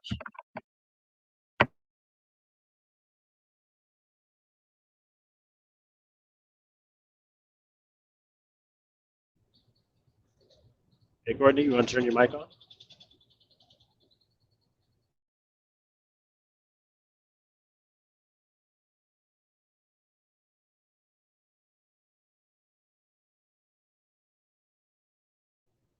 Okay.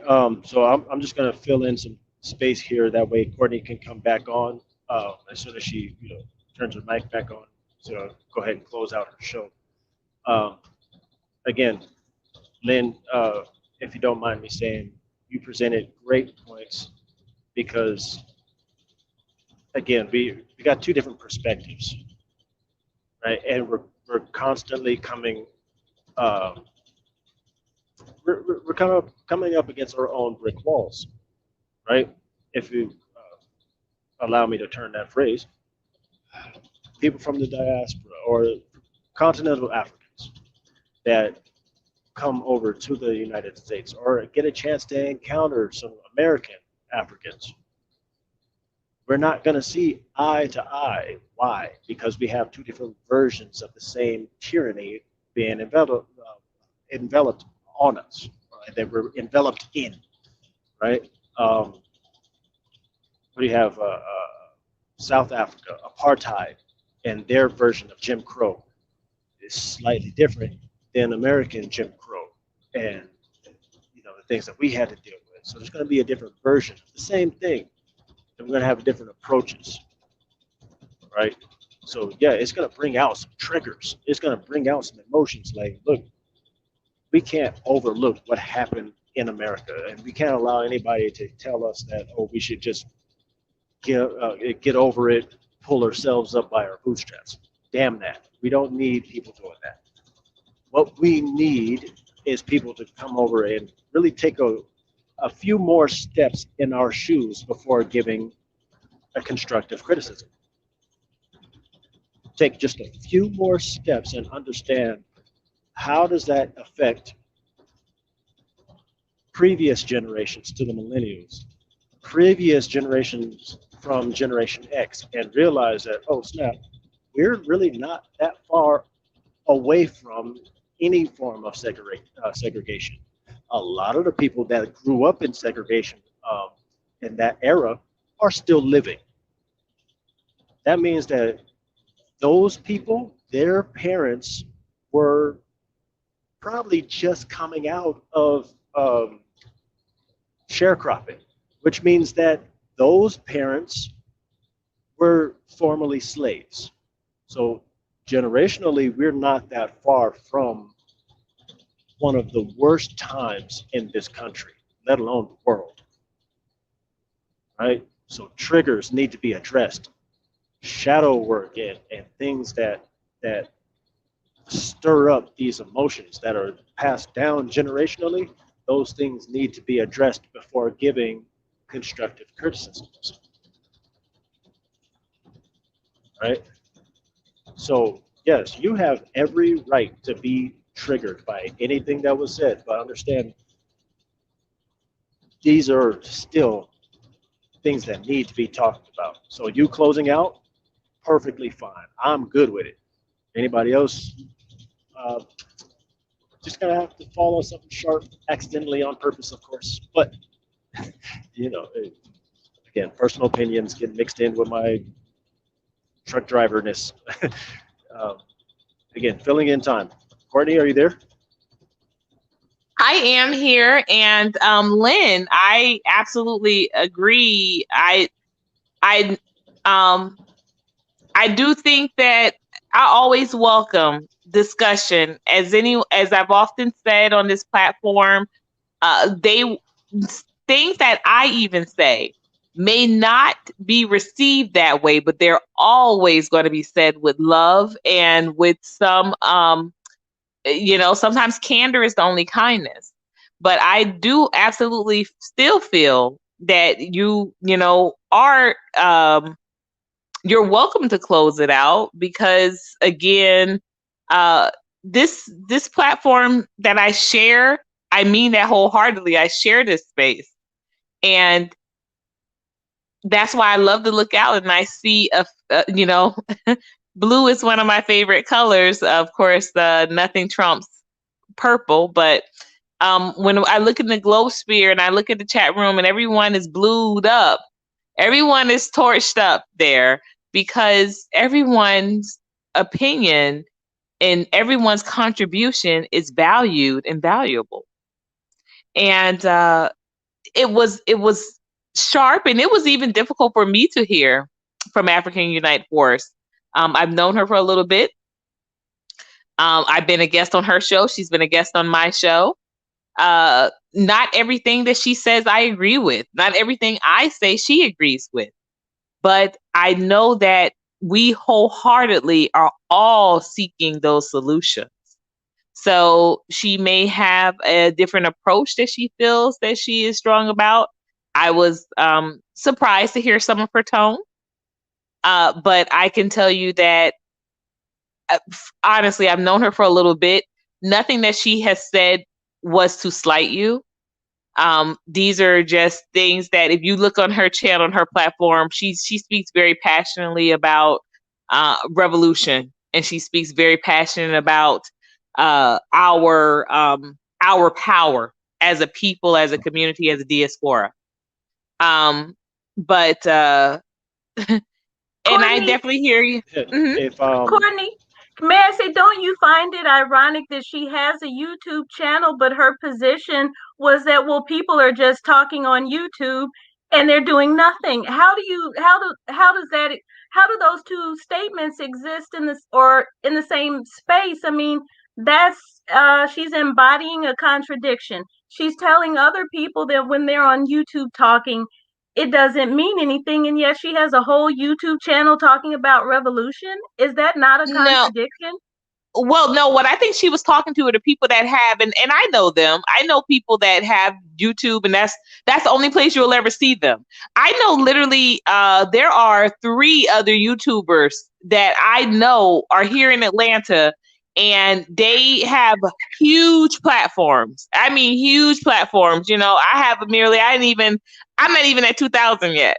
And they have hundreds of thousands.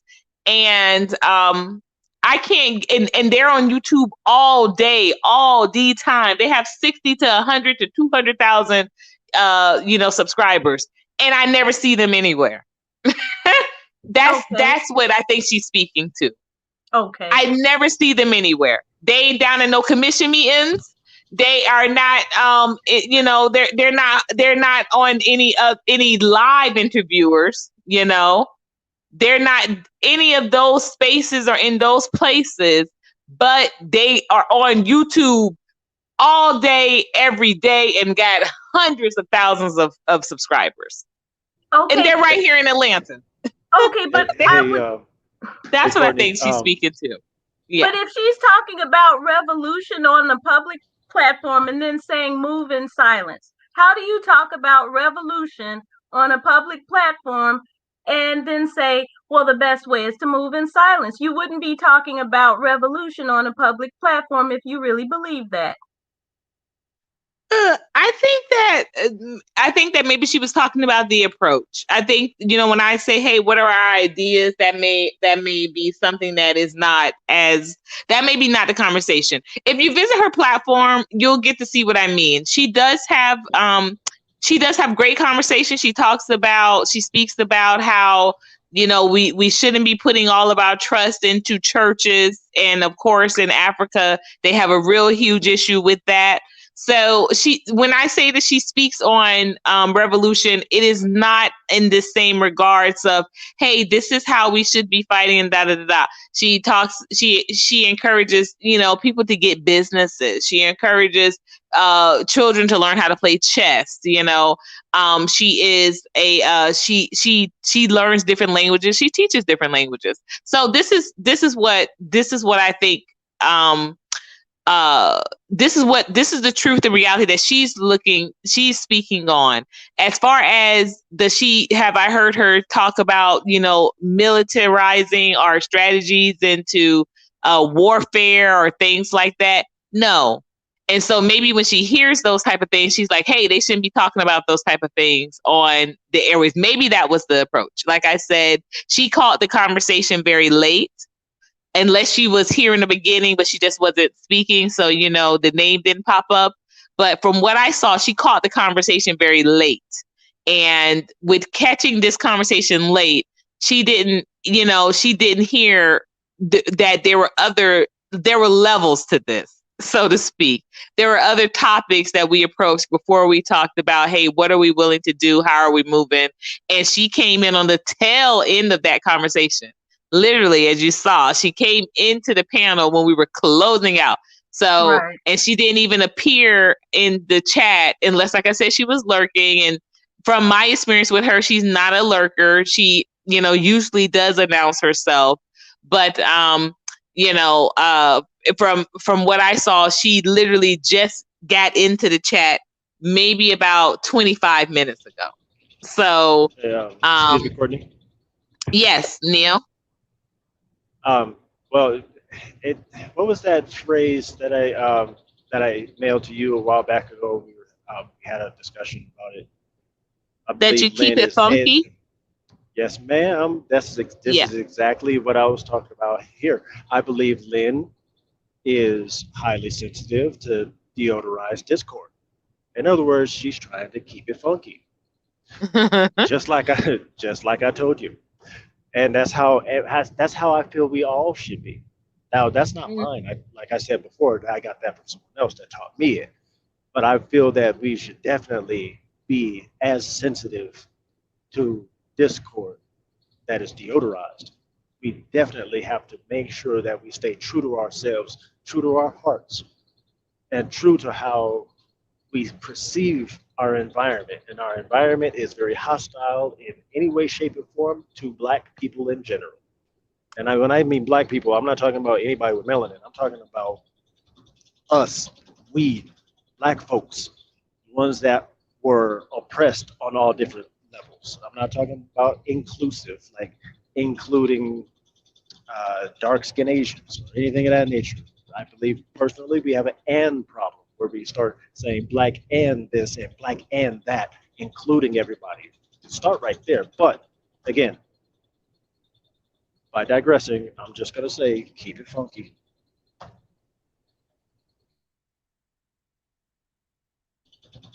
Neo, Yep, I'm right here. hello. Okay. It fell off after you said, including everyone. That was the last thing I heard. Oh, that was me accidentally pushing my mute button. I got Okay. a I got a new microphone and whatnot. It was much needed. Spent top dollar on it, and I'm loving it. It's giving me good sound, and I can hear you guys crystal clear. Oh, great. Great, great, great. And I do, and you know what? I do hear you loud and clear. Literally, figuratively, when we say that we have to keep it funky. The thing of it is, Mhm. though, this is my concern sometimes with keeping it funky. And I definitely hear you, Snuggles, in regards to what you said as well, even with Monique saying it as eloquently and as lovingly as she possibly could. People attacked her from all angles when she was talking about the bonnet brigade. um you know I tend to, and again, I have also caught flack for this. I've also been called not being, real, so to speak, because there have been certain situations that have been done very publicly, and I didn't respond a way that people thought I was supposed to respond. But the reason why I respond the way I do, and this message is for anyone that has an ear to hear it. The reason why I respond the way I do now is because I have grown and evolved as a person. Courtney 10 years ago wouldn't have responded the way I do to a lot of stuff now. Y'all, let me tell you, I could curse the draws off people. I really could. My mouth is very nasty. Take that to mean whatever way you want to take it to mean. It's very nasty. But there is a scripture that talks about a person with a nasty tongue. And I know that words are very powerful. I am a writer, a published author, and a wordsmith, as I love to say. So I know that words are very powerful. So I choose to use them so carefully and so strategically. And, I know that not everything offered deserves a response. And Courtney saying that, y'all, I'm a month out from my birthday, literally a month out from my birthday. Um, that's a growth in me. But I have to respect and appreciate if everybody is not there yet where they can appreciate that.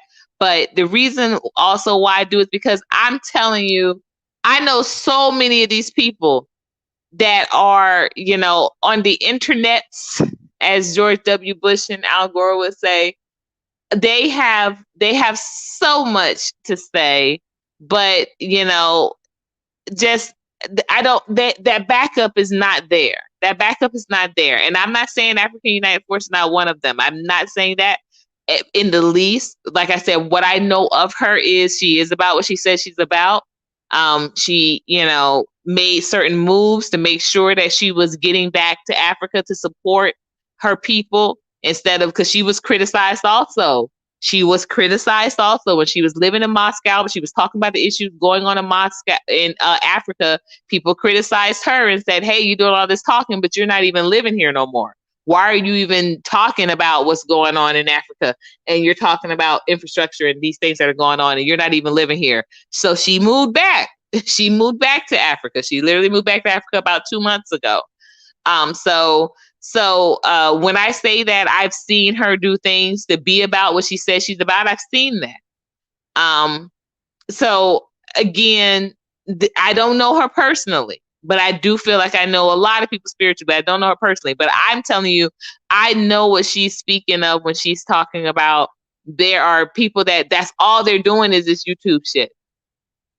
It's pardon my French, and it's now, we're heading into Sunday. That's all they do is this YouTube shit. They talk so much shit on YouTube, and they're going to a regular 9 to 5 every day, but they're talking all this revolution rah-rah bullshit. I'm living this shit for real. For real. Google me, ask about me. I'm living this shit for real. And I'm not saying that it's been easy every day. I'm not saying that in the least, but it's easy for me to not get caught up in the back and forth because I have, 2 beautiful babies that the bread is not buttered by me responding to bullshit. I got to move forward and move ahead regardless of what people think about me. What people think about me has nothing to do with me. So in that regard, please, if anybody was even offended for me, don't think that, you have to be offended for me. I'm not offended because I know I'm a person that's really doing the work, and I know what is for us will be for us. And whoever does not like it, whoever does not agree with it, you know what you can do with it. You know what you can do with it. So, with that being said, I appreciate everyone for coming on tonight, for chatting, for being a part of this conversation. I think at the end of the day, the people that want reparations, we will get it. Notice I said the people that want reparations, we will get it by any means necessary. We will get it. And the people that don't care about it, people that don't think that it's never going to happen, then guess what? It motherfucking won't. It won't happen for you. It won't happen for you. But I know I'm going to see mine with my physical eyes. So it ain't nothing that I can say or anyone else can say that is going to stop. What is for us will be for us. And reparations, atonement, it is time. And it don't have to be in no secret language. It don't have to be coded. I'm going to say that plain and clear. It is time, and I'm coming for motherfucking mine. Period. So I hope that was funky enough. With some pepper on it. Yeah. So thank you all again for tuning in tonight. Please like, comment, share, and subscribe. And y'all, please show some love to my community tab. Those of you who are doing it, thank you. But those of you who are not, that does help in the algorithms. It really does. So please show some love to the community tab. I post all types of things in the community tab, missing girls, upcoming shows, places that the cafe is going to be. A lot of footage from Claim Malcolm X Day went on the community tab. So please show some love to the community tab, not just the lives and not just the playlist, but definitely there as well. But I appreciate you all. Thank you to all of my panel participants. My She is a beast in the building. My sister, Monica Delancey. I know you had to get going to bed, but thank you so much for pulling up today. Lynn, thank you so much. Always my sister from Chicago, from the Chi-Town. Brother Neo, thank you for being the only male on the panel tonight. Okay, I appreciate that. And Sister African Unite Force, thank you so much. Again, we all we're all moving forward. We're all moving forward. And especially if you're on this platform, if you are tuned in, if you are engaged with the Glow Nation, you don't have no choice to be. Because like I said, I'm the worst friend you're gonna ever have if you think that we're just gonna remain friends while you sit back and do nothing. No, no, no, no, no. Because my mom always told me that if you're the smartest one of your friends, you need some new ones. So guess what? You're my new one. All right. And y'all, I do this for real, beyond the boards. If YouTube is the only place that you see me, that you want to see me or know me, then that is going to also be very uncomfortable. Please make sure you email, you reach out. I do Zoom brunches. I email. I am constantly looking to connect. Connection is energy and energy is power, y'all. Okay, so until next time, y'all know what to do. Glow up by any means necessary.